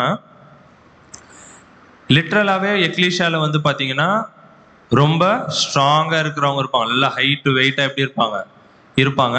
அதே நேரத்துல எக்லீஷியால எப்படியும் இருப்பாங்க, ஆமா ரொம்ப ஒல்லியா பாத்தீங்கன்னா ஒரு 15 நாளைக்கு சாப்பிடாதவங்க மாதிரியும் இருப்பாங்க. கரெக்டுங்களா? ரொம்ப ஸ்ட்ராங்காவும் இருப்பாங்க, ரொம்ப வீக்காவும் இருப்பாங்க பிசிக்கலாவே. பிரதர் சொல்ற இந்த மாதிரி எக்லீஷியால இருப்பாங்க. ஆனா தேவன் என்ன பண்றது இல்லைங்க, அதை பார்த்து கூப்பிடுறது இல்லை. கரெக்டுங்களா? இவர் ரொம்ப ஸ்ட்ராங்கா இருக்காரு, பிசிக்கலாவே சொல்றேன், இவர் வந்து ரொம்ப ஸ்ட்ராங்கா இருக்காரு, நல்லா ஹைட்டு வெயிட்டா இருக்காருப்பா, இவர் வந்து நம்மளுடைய தேவனுடைய வேலையை சூப்பரா செய்வாரு அப்படின்னு சொல்லிட்டு அந்த மாதிரி பார்த்தும் தேவன் கூப்பிடுறது இல்லை அப்படின்னு சொல்லிட்டு நம்ம பார்க்கணும். ஸோ 2 கேட்டகரியுமே எக்லீஷியால இருக்கும். ஸோ இது வந்து பிசிக்கலா. ஸோ இதே மாதிரி ஸ்பிரிச்சுவலாவும் எப்படி இருக்கும்னா, சில பேர் எப்படி இருப்பாங்கன்னா ரொம்ப ஸ்ட்ராங்கா இருப்பாங்க ஸ்பிரிச்சுவலா. சில பேர் எப்படி இருப்பாங்கன்னா ஸ்பிரிச்சுவலா ரொம்ப வீக்கா இருப்பாங்க. ஓகேங்களா? அப்படின்னா ஸ்பிரிச்சுவலா ஸ்ட்ராங்கா இருக்காங்க அப்படின்னா ரெகுலரா அவங்க என்ன பண்ணுவாங்க, மீட்டிங்ஸ்க்கு வருவாங்க, சப்ஜெக்ட்ஸ் எல்லாம் ரெகுலரா கேட்பாங்க. பாத்தீங்கன்னா முக்கியமா பர்சனல் ஸ்டடி என்ன பண்ணுவாங்க அவங்க இருக்கும். ரெகுலராகவே அவங்க என்ன பண்ணிட்டு இருப்பாங்க, பர்சனல் ஸ்டடி அவங்களுடைய வாழ்க்கையில இருக்கும். ஓகேங்களா? டே டு டே லைஃப்ல அவங்களுடைய ஆவிக்குரிய வளர்ச்சி எப்படி இருக்குங்க, வளர்ந்துகிட்டே இருக்கும். ஸோ அவங்க தான் யாரு சொல்றாருன்னா பிரதர் ரொம்ப ஸ்ட்ராங்கா இருக்கிறவங்க அப்படின்னு சொல்லி. சில பேர் ரொம்ப வீக்கா இருப்பாங்க, மீட்டிங்ஸ்க்கு வர மாட்டாங்க, இல்லைன்னா சப்ஜெக்ட்ஸ் ஆன்லைன்லயும் கேட்க மாட்டாங்க. எப்படி இருப்பாங்க, ஒரு பர்சனல் ஸ்டடி இருக்காது, ரொம்ப கேஷுவலா என்ன பண்ணுவாங்கன்னா அவங்களுடைய வாழ்க்கையை அங்க ஓட்டிட்டு இருப்பாங்க. பாத்தீங்கன்னா ரொம்ப வீக்கா இருப்பாங்க. ஸோ இந்த மாதிரி 2 வகுப்பாருமே என்ன பண்ணுவாங்கன்னா அங்க எக்லீஷியால இருப்பாங்க. தேவன் என்ன பண்ணிருக்கிறாரா, இந்த 2 பேரையுமே தேவன் என்ன பண்ணிருக்கிறாரா அங்க எக்லீஷியால கூப்பிட்டுருக்கிறார். பேசிக் கேட்கும் போதே பாத்தீங்கன்னா சில பேர் பேசிக் சப்ஜெக்ட்ஸே நல்லா ஆராய்ஞ்சு பார்ப்பாங்க, ரிசர்ச் பண்ணுவாங்க, இவங்க சொல்றது கரெக்ட் தானா அப்படின்னு சொல்லிட்டு. அந்த மாரி இருக்கிறவங்களும் உள்ள வருவாங்க. சில பேர் கேட்ட உடனே இது கரெக்ட் தான் அப்படின்னு சொல்லிட்டு உள்ள வந்துருவாங்க. அதுக்கப்புறம் என்ன பண்ண மாட்டாங்க, அதை பத்தி கேர் பண்ணிக்கவே மாட்டாங்க. அது கரெக்டா இருந்தா என்ன, தப்பா இருந்தா என்ன, நம்ம பாட்டு என்ன பண்ணுவோம், சண்டே எக்லீஷியா வந்துட்டு இருப்போம் அப்படின்னு சொல்லிட்டு ரொம்ப வீக்கானவர்களும் என்ன பண்ணுவாங்கன்னா எக்லீஷியால அங்க இருப்பாங்க அப்படின்னு சொல்லுவோம். ஸோ 2 வகுப்பாருமே வந்து பாத்தீங்கன்னா தேவன் உள்ள இந்த ஒரு சபையில வந்து அவரு கூப்பிட்டு வராரு அப்படின்னு சொல்லிட்டு நம்ம பார்க்கிறோம். ஸோ இந்த மாதிரி வரவங்கள, அந்த வீக்கா இருக்கிறவங்கள என்ன பண்ணணும்னா, இந்த பலமா இருக்கிறவங்க என்ன பண்ணணுங்க அங்க திடனற்றணும், அதாவது தாங்கணும் அப்படின்னு சொல்லிட்டு நம்ம பார்க்கிறோம். இப்போ ஒரு சகோதரன் ஏன்னு ஒருத்தர் இருக்கிறார், ரொம்ப ஸ்ட்ராங்கா இருக்கிறாருன்னு வச்சுக்கோம். சகோதரன் பி இருக்கிறார், ரொம்ப வீக்கா இருக்காரு ஸ்பிரிச்சுவலா. ஓகேங்களா? இவர் வந்து நல்லா என்ன பண்ண, பர்சனல் ஸ்டடி பண்றாரு, மீட்டிங்ஸ் அட்டன் பண்றாரு, நல்ல ஆவிக்குரிய வளர்ச்சி டெய்லி இருந்துகிட்டே இருக்கு. ஓகேங்களா? சகோதரன் ஏக்கு. சகோதரன் பிக்கு வந்து பாத்தீங்கன்னா அந்த மாதிரி எந்த ஒரு நாட்டமுமே கிடையாது, ரொம்ப வீக்கா இருக்காரு ஸ்பிரிச்சுவலா. அப்படின்ற பட்சத்துல இந்த சகோதரன் ஏன் என்ன பண்ணணும்னா அந்த சகோதரன் பியை தாங்கணும் அப்படின்றார். ஓகேங்களா? அதுதான் திடனற்றவர்களை தேற்றுங்கள் அப்படின்றார். ஓகேங்களா? அவங்களுடைய வீக்னஸை குறிச்சு நம்ம என்ன பண்ணக்கூடாது, ஸ்ப்ரெட் பண்ணக்கூடாது, இல்லைன்னா அதை குறித்து பேசிட்டு இருக்கக்கூடாது, மற்றவங்கள்ட்ட போய் அதை கிண்டல் பண்ணிக்கிட்டு. ஸோ அந்த மாதிரி விஷயம் எல்லாம் பண்ணக்கூடாது. அப்படி பண்றாங்கன்னாவே அந்த ஏ வந்து ஸ்ட்ராங்கே கிடையாது ஃபர்ஸ்ட் ஆஃப் ஆல். புரியுதுங்களா? அப்போ அவங்க ஃபர்ஸ்ட் ஸ்ட்ராங் அப்படின்னா அவங்க எப்படி இருக்கணும், அந்த ஒரு மெச்சூரிட்டியில இருக்கணும். அவங்க எந்த அளவுக்கு சத்தியம் கேட்டிருக்காங்களோ, எந்த அளவுக்கு பர்சனல் ஸ்டடி பண்ணியிருக்காங்களோ அதை வெளியில கிரியையில காட்டுவாங்க. கரெக்டுங்களா? ஸோ அதுதான் அந்த ஸ்ட்ராங். ஓகேங்களா? ஸோ அந்த மாதிரி இருக்கிறவங்க என்ன பண்ணணும் அப்படின்னா இந்த மாதிரி வீக்கா இருக்கிறவங்களை என்ன பண்ணா தேற்றணும், தாங்கணும். அதுக்கு பதிலாக நம்ம அங்க உட்காந்து என்ன பண்ணக்கூடாது, அவங்கள பிடிச்சி குற்றப்படுத்திக்கிட்டு, இல்லைன்னா அவங்க புண்படுற மாதிரி பேசிக்கிட்டு, இல்லைன்னா அவங்கள பார்க்கும் போதே இவங்களா அப்படின்னு சொல்லி வித்தியாசமான ஒரு பார்வை பார்க்கறது, அந்த மாதிரி எந்த ஒரு விஷயமே அங்க இருக்கக்கூடாது அப்படின்னு சொல்லிட்டு. அப்படின்னா கம்ஃபர்ட் தி ஃபீபிள் மைண்டட் அப்படின்னு சொல்லிட்டு அங்க சொல்றாரு. அவங்கள வந்து இன்னும் நம்ம மோட்டிவேட் பண்ணணுமா. அவங்க ஏதாவது சில விஷயத்துல என்ன பண்ணுவாங்க, ஊழியம் செய்யறதுக்கு யூஸ்ஃபுல்லா இருப்பாங்க. ஸோ அந்த விஷயத்துல நம்ம என்ன பண்ணணுமா, இந்த ஸ்ட்ராங்கா இருக்கிறவங்க அவங்கள யூஸ் பண்ணிக்கணும் அப்படின்னு சொல்றேன். அவங்கள முடிஞ்ச வரைக்கும் ஸ்பிரிச்சுவலா என்ன பண்ணணும், அவங்கள வளர்த்து கூட்டிட்டு வர்றது யாருடைய பொறுப்பு அப்படின்னா இந்த ஸ்ட்ராங்கா இருக்கிறவங்களுடைய பொறுப்பு அப்படின்னு சொல்லிட்டு நம்ம பார்க்கணும். இப்படி பண்றதுனால ஸ்ட்ராங்கா இருக்கிறவங்களும் சரி, சகோதரன் ஏவா இருந்தாலும் சரி, சகோதரன் பியா இருந்தாலும் சரி, வீக்கா இருக்கிறவங்களும் சரி, ரெண்டு பேருமே என்ன பண்ணுவாங்கன்னா அவங்களுடைய உடன்படிக்கையை என்ன பண்ணுவாங்க, நல்லபடியா அங்க நிறைவேற்றுவாங்க. ஏன்னா இவங்க என்ன பண்றாங்க, ரொம்ப மெச்சூரா அந்த ஒரு சகோதரனை வளர்த்து எடுத்துட்டு வராங்க. ஸோ அவரும் ஸ்பிரிச்சுவலா க்ரோ ஆவாரு, இவரும் அந்த ஒரு மெச்சூரிட்டி லெவல் க்ரோ ஆகிட்டே வருவார். ஸோ ரெண்டு பேருமே அவங்களோட உடன்படிக்கையின் வாழ்க்கையை நல்லபடியா அங்க நிறைவேற்றுவாங்க. இப்ப இந்த ஒரு சகோதரன் ஸ்ட்ராங்கா இருக்கன்னு சொல்லிட்டு அங்க போய் கிண்டல் பண்ணிக்கிட்டு இல்லைன்னா அவரை குற்றம் படுத்திக்கிட்டு அவங்கள பத்தி தப்பா பேசிக்கிட்டே இருக்கிறாருன்னு வச்சுக்கோங்க. அப்ப என்ன ஆகும்னா அந்த பி சகோதரனும் அந்த வீக்கா இருக்க சகோதரனும் என்ன ஆவாருங்க, பாதிக்கப்படுவார். ஸோ அவரும் வளர முடியாது, இவங்களும் வளர மாட்டாங்க. ரெண்டு பேருமே என்ன பண்ண முடியாதுன்னா அந்த ஒரு ஆவிக்குரிய வளர்ச்சியில அவங்களுடைய உடன்படிக்கையின் வாழ்க்கை என்ன பண்ண முடியாதுன்னா நல்லபடியா அங்க ஓடி முடிக்க முடியாது அப்படின்னு சொல்லிட்டு அங்க அதனாலதான் பாத்தீங்கன்னா அந்த மாதிரி ஃபீபிள் மைண்டடா இருக்கிறவங்கள தேற்றுங்கள், உங்களால என்ன முடியுமோ அதை நீங்க செய்யுங்க அப்படின்னு சொல்லிட்டு சொல்றாரு. அடுத்தது என்னன்னா சப்போர்ட் தி வீக், பலவீனரை தாங்குங்கள். அங்க வந்து திடனற்றவர்கள்னு பார்த்தோம், ஃபீபிள் மைண்டட். இங்க வந்து வீக்கா இருக்கிறவங்க அப்படின்றாங்க. யாருன்னா பலவீனர்கள். எந்த மாதிரி பலவீனம் அப்படின்னா பை நேச்சர் பை பர்த்தே அவங்க எப்படி இருப்பாங்கன்னா சில குறைகள் இருக்கும். அதுதான் என்னென்னலாம் சொல்றாரு அப்படின்னா அவங்க பேசுற விஷயம் எப்படி இருக்கும், ரொம்ப பலவீனமா ரொம்ப வீக்கா இருக்கலாம். இல்லை அவங்க பார்க்குற விஷயம் இல்லைன்னா அவங்களோட சிந்தனைகள் கூட எப்படி இருக்கும், ரொம்ப வீக்கா இருக்கும். இன்னும் வந்து நிறைய சொல்ல என்னன்னா அவங்க ரொம்ப என்ன பண்ணுவாங்க, கோவப்படுறவர்களா இருக்கும். அது வந்து அவங்க சுபாவமாவே இருக்கும். ஓகேங்களா, பை நேச்சர் பை பர்த் அவங்க எப்படி இருப்பாங்க, ரொம்ப வீக்கா இருப்பாங்க. இல்லைன்னா ரொம்ப இம்பேஷண்ட், ஏன்னா ஒரு சின்ன சின்ன விஷயத்துக்கெல்லாம் கூட என்ன பண்ணுவாங்க அங்க கோவப்படுறவர்களா இருப்பாங்க. அது எக்லிஷியாலா இருந்தாலும் சரி, வீட்லயும் சரி, கரெக்டுங்களா. ஸோ அந்த மாதிரி இருப்பாங்க. இல்லை ஜெலசி இருக்கும், மற்றவங்க முன்னேறும் போது என்ன ஆகுங்க, ஆமா ஒரு பொறாம வரும் அப்படின்னு சொல்லிட்டு போகிறோம். டிஸ்ஆர்கனைஸ்ட் அப்படின்னு போகிறோம். அப்படின்னா சில விஷயத்த ஆர்கனைஸே பண்ண மாட்டாங்க. ஒரு விஷயத்த ஒரு இடத்துல இருந்து எடுத்து என்ன பண்ண மாட்டாங்க, ஒரு எக்ஸாம்பிள் திருப்பி எடுத்துட்டு போய் என்ன பண்ண மாட்டாங்க, அதே இடத்துல வைக்க மாட்டாங்க. கரெக்டுங்களா, எதுவுமே ஒரு ஆர்கனைஸா இருக்கா. ஸோ இதெல்லாம் நிறைய சொல்றேன்னா இந்த மாதிரி எல்லாம் இருப்பாங்க, ரொம்ப வீக்கா இருப்பாங்க அப்படின்னு சொல்லிட்டு சொல்றேன். இல்லைன்னா ஞாபக மருதி இருக்கும். ஓகேங்களா, அதனால அவங்க என்ன பண்ணலாம், அங்க தவறு செய்யலாம். இது எல்லாமே பார்த்தீங்கன்னா பை பர்த்தோ பை நேச்சரோ அவங்க எப்படி இருப்பாங்கன்னா ரொம்ப வீக்கா இருப்பாங்க. மல்டி டாஸ்கிங் பார்த்தீங்கன்னா ஒரு வேலையை அவங்களால என்ன பண்ண முடியாது, செய்ய முடியாது. நிறைய டாஸ்கை கொடுத்து பண்ணுனா கண்டிப்பா அவங்களால செய்ய முடியாது. அதே மாதிரி லேக் இன் கான்ஃபிடன்ஸ், அவங்களுடைய கான்ஃபிடன்ஸ் லெவல் ரொம்ப கம்மியா இருக்கும். திடீர்னு பிரதர் மேலே போய் எம்சி பண்ணுங்கன்னா என்ன சொல்லுவாங்க, பயப்படுவாங்க. ஸோ ஒரு எக்ஸாம்பிள் சொல்லுவோம். ஸோ இந்த மாதிரி என்ன பண்ணுவாங்கன்னா நிறைய வீக்னஸஸ் அவங்க பர்த்லயோ இல்லை அவங்க நேச்சர்லயோ எப்படி இருக்கும்னா அங்கே இருக்கும். ஸோ இது வந்து ஜஸ்ட் எக்ஸாம்பிள்ஸ் தான். ஸோ இந்த மாதிரி நம்மளுக்கு நிறைய பார்த்துருப்போம், கரெக்டுங்களா. ஸோ இந்த மாதிரி இருக்கிறவங்கள நம்ம என்ன பண்ணணும் அப்படின்னா தாங்கணும் அப்படின்னு சொல்லிட்டு சொல்றோம்.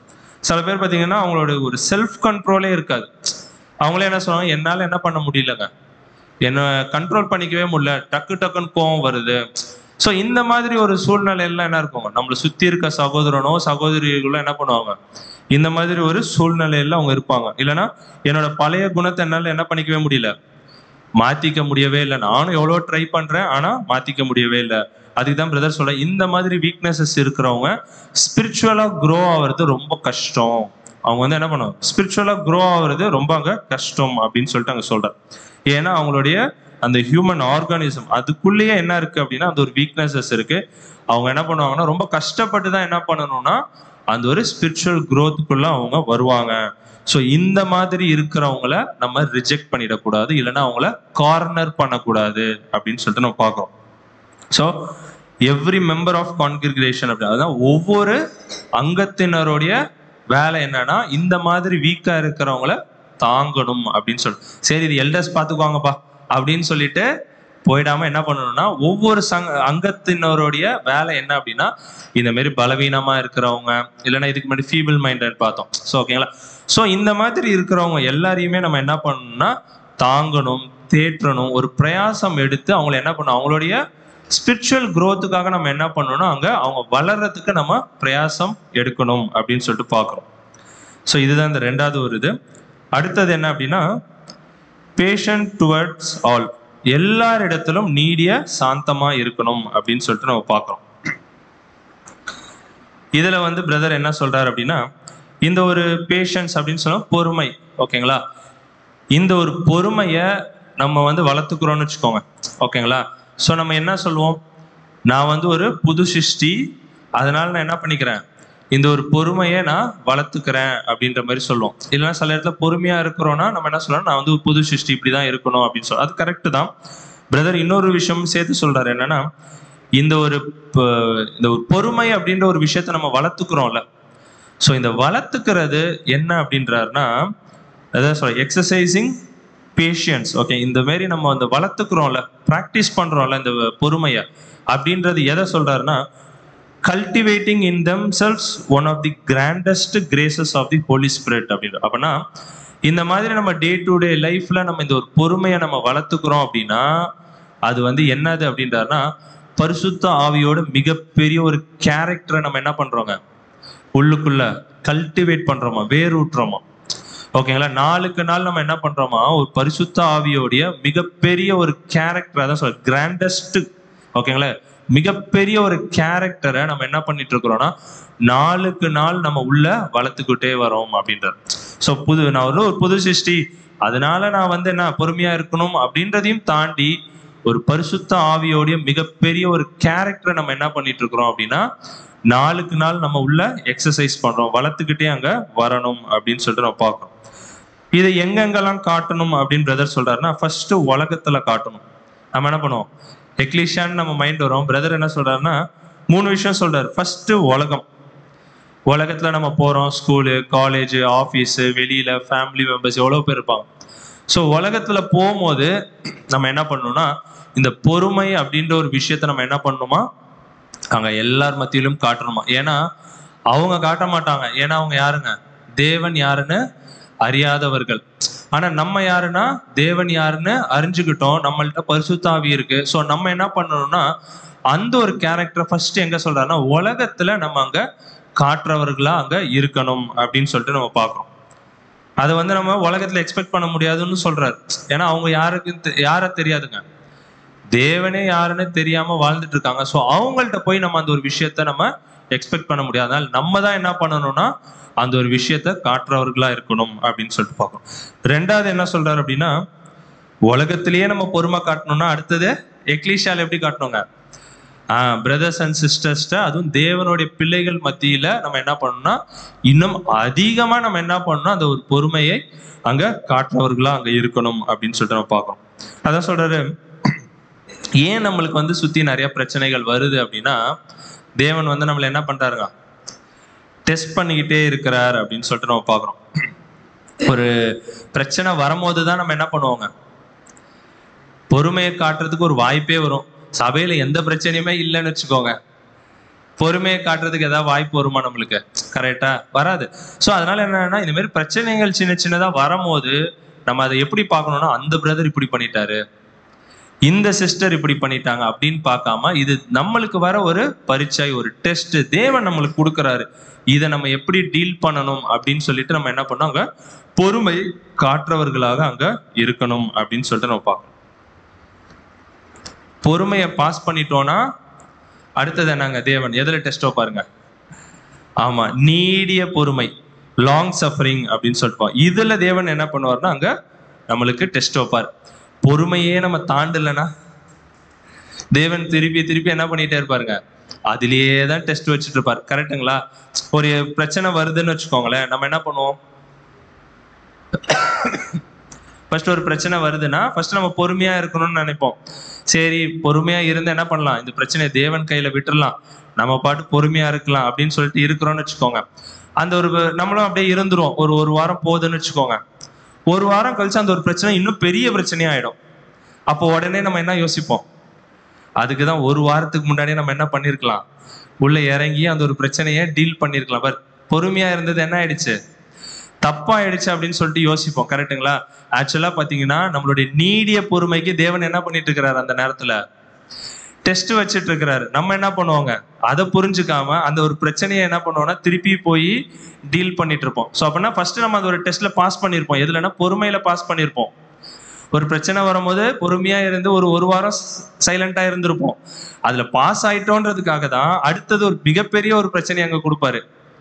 அப்ப நம்ம என்ன யோசிக்கணும்னா, தேவன் என்ன பண்ணுவாருங்க, இதை பார்த்துக்குவாரு அப்படின்னு சொல்லிட்டு அந்த இடத்துலயும் நம்ம என்ன பண்ணணும்னா நீடிய பொறுமையாக அங்க இருக்கணும் அப்படின்னு சொல்லிட்டு பார்க்கணும்.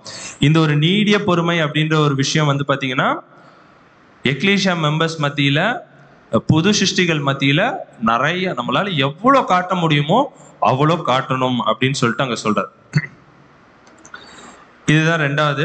மூன்றாவது ஒரு பேஷன்ஸ் இருக்கு. யார் மத்தியில காட்டணும் அப்படின்னா, ஃபர்ஸ்ட் உலகத்துல காட்டணும், ரெண்டாவது எக்லீசியா மெம்பர்ஸ் மத்தியில காட்டணும், மூன்றாவது எது சொல்றாரு, நம்மளுக்கு உள்ளே. ஓகேங்களா? நம்ம ஏதாவது இப்போ ஒரு தவறு சின்னதா செஞ்சிடறோம்னு வச்சுக்கோங்க, ஒரு ஆஃபீஸ்லயோ ஒரு எக்லீஷியாலயோ ஏதாவது ஒரு தவறு செஞ்சிடறோம், நைட் எல்லாம் நம்ம என்ன பண்ண மாட்டோங்க, தூக்கம் வராது. கரெக்டுங்களா? நம்ம கூட எக்ஸாம்பிள் பார்த்தோம், பாட்டு பாடுவோம், திடீர்னு அந்த ஒரு பாட்டுல ஒரு வழி தப்பா பாடிட்டோம்னா என்ன யோசிப்போம், முடிஞ்சதுக்கு அப்புறம் போட்டு போட்டு கேட்டு பார்ப்போம், கரெக்டா தான் பாடி இருக்கோமா இல்ல தப்பா பாடிட்டோமான்னு. அப்படின்னா என்ன, நம்மளுக்குள்ளேயே அந்த ஒரு பொறுமை இல்லை, நைட்டு ஃபுல்லா அதை யோசிச்சுட்டே இருப்போம். ஒரு சப்ஜெக்ட் எடுக்கிறோம்னா ஒரு 10 பாயிண்ட் படிச்சுட்டு வரோம்னா ஒரு 8 பாயிண்ட் தான் எடுக்கிறோம், 2 பாயிண்ட் மிஸ் பண்ணிட்டோம், ஐயோ 2 முக்கியமான பாயிண்ட் என்ன பண்ணிட்டோம், மிஸ் பண்ணிட்டோம்னு சொல்லிட்டு உள்ள என்ன ஆகிட்டே இருக்கோங்க, நம்மளுக்கு அந்த ஒரு விஷயம் உறுத்திக்கிட்டே இருக்கும். அப்ப ஐயோ மறந்துட்டோம் நம்ம யோசிச்சுட்டே இருப்போம். ஸோ அதுலயே அவர் என்ன கேட்கிறாருன்னா, உங்களுக்குள்ளேயே என்ன இருக்கணும், ஒரு பொறுமை இருக்கணும். என்ன நினைக்கணும்னா, அந்த நேரத்துல தேவன் அன்னைக்கு நம்மளுக்கு அவ்வளவுதான் என்ன பண்ணிருக்கிறார், அலோவ் பண்ணிருக்கிறார் அப்படின்னு சொல்ற ஒரு விஷயம் நம்மளுக்கு அங்க சிந்தையில வரணும் அப்படின்னு சொல்லிட்டு 8 பாயிண்ட் தான் பேசியிருக்கியா, ஓகே, அன்னைக்கு தேவன் நம்மள அவ்வளவுதான் யூஸ் பண்றார், இவ்வளவுதான் பாடி இருக்கோமா, தேவன் நம்ம என்ன பண்றாருங்க, அந்த அளவுக்கு தான் நம்மளுக்கு தேவன் அன்னைக்கு கிருபை அளிச்சிருக்கிறார் அப்படின்னு சொல்லிட்டு நம்ம போகணுமோ ஒழிய அதையே யோசிச்சு யோசிச்சு யோசிச்சு என்ன பண்ணிட்டு இருக்க கூடாதுன்னா, நம்மளுடைய பொறுமை என்ன பண்ணக்கூடாதுங்க, அங்க இது பண்ணிடக்கூடாது அப்படின்னு சொல்லுவோம். அப்படின்னா நம்மளுக்குள்ளேயே என்ன பண்ணணும்னா அங்க பொறுமை அங்க இருக்கணும். அதுவும் ரொம்ப ஒரு முக்கியமான ஒரு விஷயம் அப்படின்னு சொல்லிட்டு நம்ம பார்க்கறோம். ஏன்னா எதுவா இருந்தாலும் தேவனுடைய கையில விட்டுட்டோம்னு வச்சுக்கோங்க, நம்ம எதுவுமே கேர் பண்ணவே தேவையில்லை. அவர் தான் நம்மளை இவ்வளவு நாள் கூட்டிட்டு வந்திருக்கிறாரு, சத்தியத்தை கொடுத்திருக்கிறாரு, எவ்வளோ விஷயம் டெய்லி போஷித்து வந்துட்டு இருக்கிறார் அப்படின்ற ஒரு சிந்தை இருக்கும்போது நம்ம என்ன பண்ணோம், சின்ன சின்ன விஷயத்தை நம்ம தவறும் போது நம்ம என்ன பண்ணக்கூடாதுன்னா, ஓகே இன்னைக்கு தவறிட்டோம், அடுத்த நாள் என்ன பண்ணலாம், அதை வந்து சரி பண்ணிக்கலான்னு அப்படியே போயிடணுமோ இல்லையா, அதை குறிச்சே நம்ம என்ன பண்ணிட்டு இருக்க கூடாதுன்னா அங்க யோசிச்சுட்டு இருக்க கூடாது அப்படின்றாரு. அது மட்டும் இல்லாம இதுக்கு முன்னாடி 2 பாயிண்ட் பார்த்தோம்ல, ஃபீபிள் மைண்டட் வீக்னஸ்ன்னு. ஓகேங்களா? திடனற்றவர்கள், ரொம்ப பலவீனர்கள், இவங்களையே எக்லீஷியால வச்சிருக்கிறாருன்னா மற்ற புது சிருஷ்டிகளை ட்ரெயின் பண்றதுக்கு. ஸோ அவங்களாம் இருக்கும் போது அவங்களாம் நம்ம ஏதாவது பிரச்சனை பண்ணுவாங்க, இல்லைன்னா ஏதாவது கஷ்டம் கொடுக்கும் போது நம்ம என்ன பண்ணுங்க, அதை பொறுமையா சகிச்சு ஒரு புது சிருஷ்டியுமே என்ன பண்ணணும்னா அதை டீல் பண்ணணும். அதுக்காக தான் பாத்தீங்கன்னா ஸ்ட்ராங்கா இருக்கிறவங்களையும் தேவன் உள்ள கூட்டிட்டு வராரு, வீக்கா இருக்கிறவங்களையும் சபையில உள்ள கூட்டிட்டு வராரு அப்படின்னு சொல்லுவாங்க. ஸோ ஒருத்தருக்கு ஒருத்தர் என்ன தேவன் டெஸ்ட் வச்சுக்கிட்டே இருப்பாரு. நம்ம அதை எப்படி பார்க்க மாட்டோம் அப்படின்னா, அந்த பிரதர் இப்படி பண்ணிட்டாரு, இந்த சிஸ்டர் இப்படி பண்ணிட்டாருன்னு தான் பார்ப்போம் ஒழிய இது தேவன் கொடுக்கிற டெஸ்ட்னு நம்ம அங்க யோசிக்கவே மாட்டோம். யோசிச்சோம்னா நம்ம ரொம்ப பொறுமையா இருப்போம் அப்படின்னு சொல்லிட்டு பார்ப்போம். அடுத்தது see that none render evil for evil. அப்புறம் ஒருவனும் மற்ற ஒருவன் செய்யும் தீமைக்கு தீமை செய்யாதபடி பாருங்கள் அப்படின்னு சொல்லிட்டு நம்ம பார்க்கிறோம். இதை சொல்லும் போது பிரதர் என்ன சொல்றாருன்னா, இது வந்து ஒரு இண்டிவிஜுவலுக்கு கொடுக்குற அட்வைஸ் கிடையாது அப்படின்ட்டார். அப்படின்னா அவங்களுக்கு கிடையாதானா, அவங்கள மட்டும் கிடையாது, அதுக்குதான் சொல்ல மோர் தென் தட் அப்படின்ட்டார். ஒரு இண்டிவிஜுவலுக்கு மட்டும் இது கிடையாது. என்னன்னா ஒருவனும் மற்ற ஒருவன் செய்யும் தீமைக்கு தீமை செய்யாதபடி பாருங்கள். அப்ப யாராவது ஒரு தவறு செஞ்சுட்டாங்கன்னா நம்ம என்ன பண்ணக்கூடாதுங்க, திருப்பி அவங்களுக்கு தவறு செய்யக்கூடாது. கரெக்டா? இதெல்லாம் நம்ம பேசிக் சப்ஜெக்ட்ஸ்லயே 3 வழியிலேயே கேட்டிருப்போம். கரெக்டுங்களா? அப்படின்னா இது வந்து இண்டிவிஜுவலுக்கு கிடையாது. அப்படின்னா அதையும் தாண்டி யாருக்கு அப்படின்னா எக்லீஷியால இருக்க ஒவ்வொரு அங்கத்துக்கும் அவர் அங்க எழுதுறார் அப்படின்னு சொல்றார். அதாவது this is more then an individual advice அப்படின்றார்.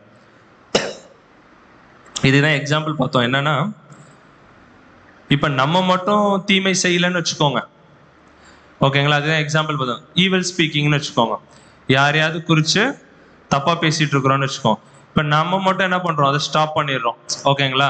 அப்படின்னா எக்லீஷியாவே திருந்திடுமா? கண்டிப்பா அங்க திருந்தாது. மற்றவங்களும் என்ன பண்ணிட்டு இருப்பாங்க, பேசிட்டே தான். அதனால சொல்லி it is not for an individual. நீங்க திருந்துறது மட்டும் கிடையாது, மற்றவங்களையும் நீங்க என்ன பண்ணணும், திருத்துற ஒரு வேலை நம்மளுக்கு தான் இருக்கு. அது வந்து ஒவ்வொரு அங்கத்துக்கும் அங்க இருக்குது அப்படின்னு சொல்லிட்டு பார்க்குறோம். அப்படின்னா மற்றவங்க ஈவில் ஸ்பீக்கிங் பண்ணும் போதும் என்ன பண்ணணும், அவங்களுடைய அதுதான் ஒரு போட்டோ கூட போனாடி பண்ணாங்க, வாயை அடைக்கணும். ஆனா அவங்க பேசும்போது என்ன பண்ணிடணும், பிரதர் இல்லைன்னா சிஸ்டர் என்ன பண்ணுங்க, இது நம்ம 2 பேரும் இப்ப என்ன பண்ணிட்டு இருக்கிறோம், இன்னொருத்தரை குறிச்சு தப்பா பேசிட்டு இருக்கோம், இது நம்மளுடைய ஆவிக்குரிய வளர்ச்சிக்கு இது நன்மை கிடையாது அப்படின்னு சொல்லிட்டு என்ன பண்ணோம்னா அங்க அதை ஸ்டாப் பண்ணிடணும் அப்படின்னு சொல்லிட்டு அப்பனா நம்ம மட்டும் திருந்தினா பத்தாது, மற்றவங்களையும் திருத்துற ஒரு கடமை யாருக்கு இருக்கு அப்படின்னா நம்மளுக்கு அங்க இருக்கு அப்படின்னு சொல்லிட்டு நம்ம பார்க்கிறோம். இதை எதுக்கு கம்பேர் பண்ணி சொல்றாரு அப்படின்னா, ஒருத்தர் ஒரு சப்ஜெக்ட் ரெடி பண்ணி கொடுக்குறாங்கன்னு வச்சுக்கோங்க, அவங்க வீக் ஃபுல்லா படிச்சு பிபிடி போட்டு எடுத்துட்டு ப்ரெசன்ட் ப்ரிப்பேர் பண்ணி எடுத்துட்டு ப்ரெசென்ட் பண்ணுவாங்க, கரெக்டுங்களா? அதெல்லாம் ஒரு பெரிய விஷயமே கிடையாது அப்படின்ட்டார். ஆனா அதையும் தாண்டி ஒருத்தர் ஈவில் ஸ்பீக்கிங் பேசாம இருக்காங்க, தீமை பேசாம இருக்காங்க, அது மட்டும் இல்லாம மத்தவங்க தீமை பேசும்போது இவங்க அவங்கள ஸ்டாப் பண்றாங்க அப்படின்னா இது எல்லாத்தோட மிகப்பெரிய ஒரு விஷயம் அது அப்படின்றார். ஒரு எக்ஸாம்பிளுக்கு ஒரு ஏ சகோதரன் பி சகோதரனுக்கு ஃபோன் பண்ணி, ஒரு எக்ஸாம்பிள் சொல்றோம், ஃபோன் பண்ணி சி சகோதரனை குறிச்சு அங்க பேசிட்டு இருக்கிறாருன்னு வச்சுக்கோங்க. அப்ப பி சகோதரன் என்ன பண்ணும், ஏ சகோதரன் பேச ஆரம்பிக்கும் போதே பிரதர் நம்ம தப்பா பேசிட்டு இருக்கோம், என்ன பண்ணணும், ஸ்டாப் பண்ணணும்னு சொல்லிட்டு அங்க சொல்லிடணும், கரெக்டுங்களா? இப்ப இந்த விஷயம் வெளியே தெரியுங்களா? வெளியவே தெரியாது, கரெக்டுங்களா? ஏன்னா பி சகோதரன் என்ன பண்ணிட்டாருங்க, அங்கேயே ஸ்டாப் பண்ணிட்டாரு. இப்ப ஏ சகோதரன் என்ன பண்ணுவார், வேற யார்கிட்டயாவது போய் பேச ஆரம்பிச்சிருவாரு, கரெக்டுங்களா? பி சகோதரன் திருப்பி போன் பண்ணி தீமை பேச்சு பேச மாட்டார். அப்ப பி சகோதரன் அங்கேயே அதை ஸ்டாப் பண்ணிட்டாரு. ஏ சகோதரனும் வெளியே போய் இதை சொல்ல மாட்டாரு, கரெக்டுங்களா? ஏன்னா அவரு பண்றது தப்புன்னு அவருக்கே தெரியும். பி சகோதரன் என்ன பண்ணுவாங்க, ஸ்டாப் பண்ணிட்டு ரொம்ப மெச்சூரா என்ன பண்ணுவாங்க, வெளியே எல்லாம் சொல்லிட்டு இருக்க மாட்டோம், பிரதர் ஏ இப்படி எல்லாம் சொன்னாருன்னு. ஏன்னா அது சொன்னா அதுவும் என்ன ஆயிடும், அது ஒரு தீமை பேச்சு ஆயிடும். சோ அவரும் வெளியே சொல்ல மாட்டாரு, இது வெளியவே தெரியாது. ஆனா யார் பார்த்துக்கிட்டே இருப்பா, தேவன் அங்க பார்த்துக்கிட்டே இருப்பார். அப்படின்னா ஒரு சப்ஜெக்ட் எடுக்கிறோம் இல்ல வெளியில போய் ஏதாவது பெருசா பண்றோம் அப்படின்னும் போது எல்லாருக்கும் தெரியும், ஆனா அது பெரிய விஷயம் கிடையாது. இந்த மாதிரி சைலண்டா நம்ம தேவனுக்காக அங்க வேலை செய்யறோம் தெரியுங்களா, அது தேவனுடைய பார்வையில மிகப்பெரிய விஷயமா அங்க இருக்கும் அப்படின்னு சொல்லிட்டு அங்க சொல்றார். தேவன் பாத்தீங்கன்னா இருதயத்தை தான் அங்க பாப்பாரு அப்படின்னு சொல்லிட்டு நம்ம பார்க்கணும். சோ அந்த மாதிரி இருக்கிறவங்களுக்கு தேவன் என்ன பண்ண நிறைய கிருபை செய்வார் அப்படின்னு சொல்லிட்டு நம்ம பார்க்கணும். என்னதான் இது ஒரு சைலண்டான ஒரு விஷயமா இருந்தாலும் தேவனுடைய பார்வையில அது வேற லெவல்ல அவரு பார்த்துட்டு இருப்பாரு அப்படின்னு சொல்லிட்டு பார்க்கணும்.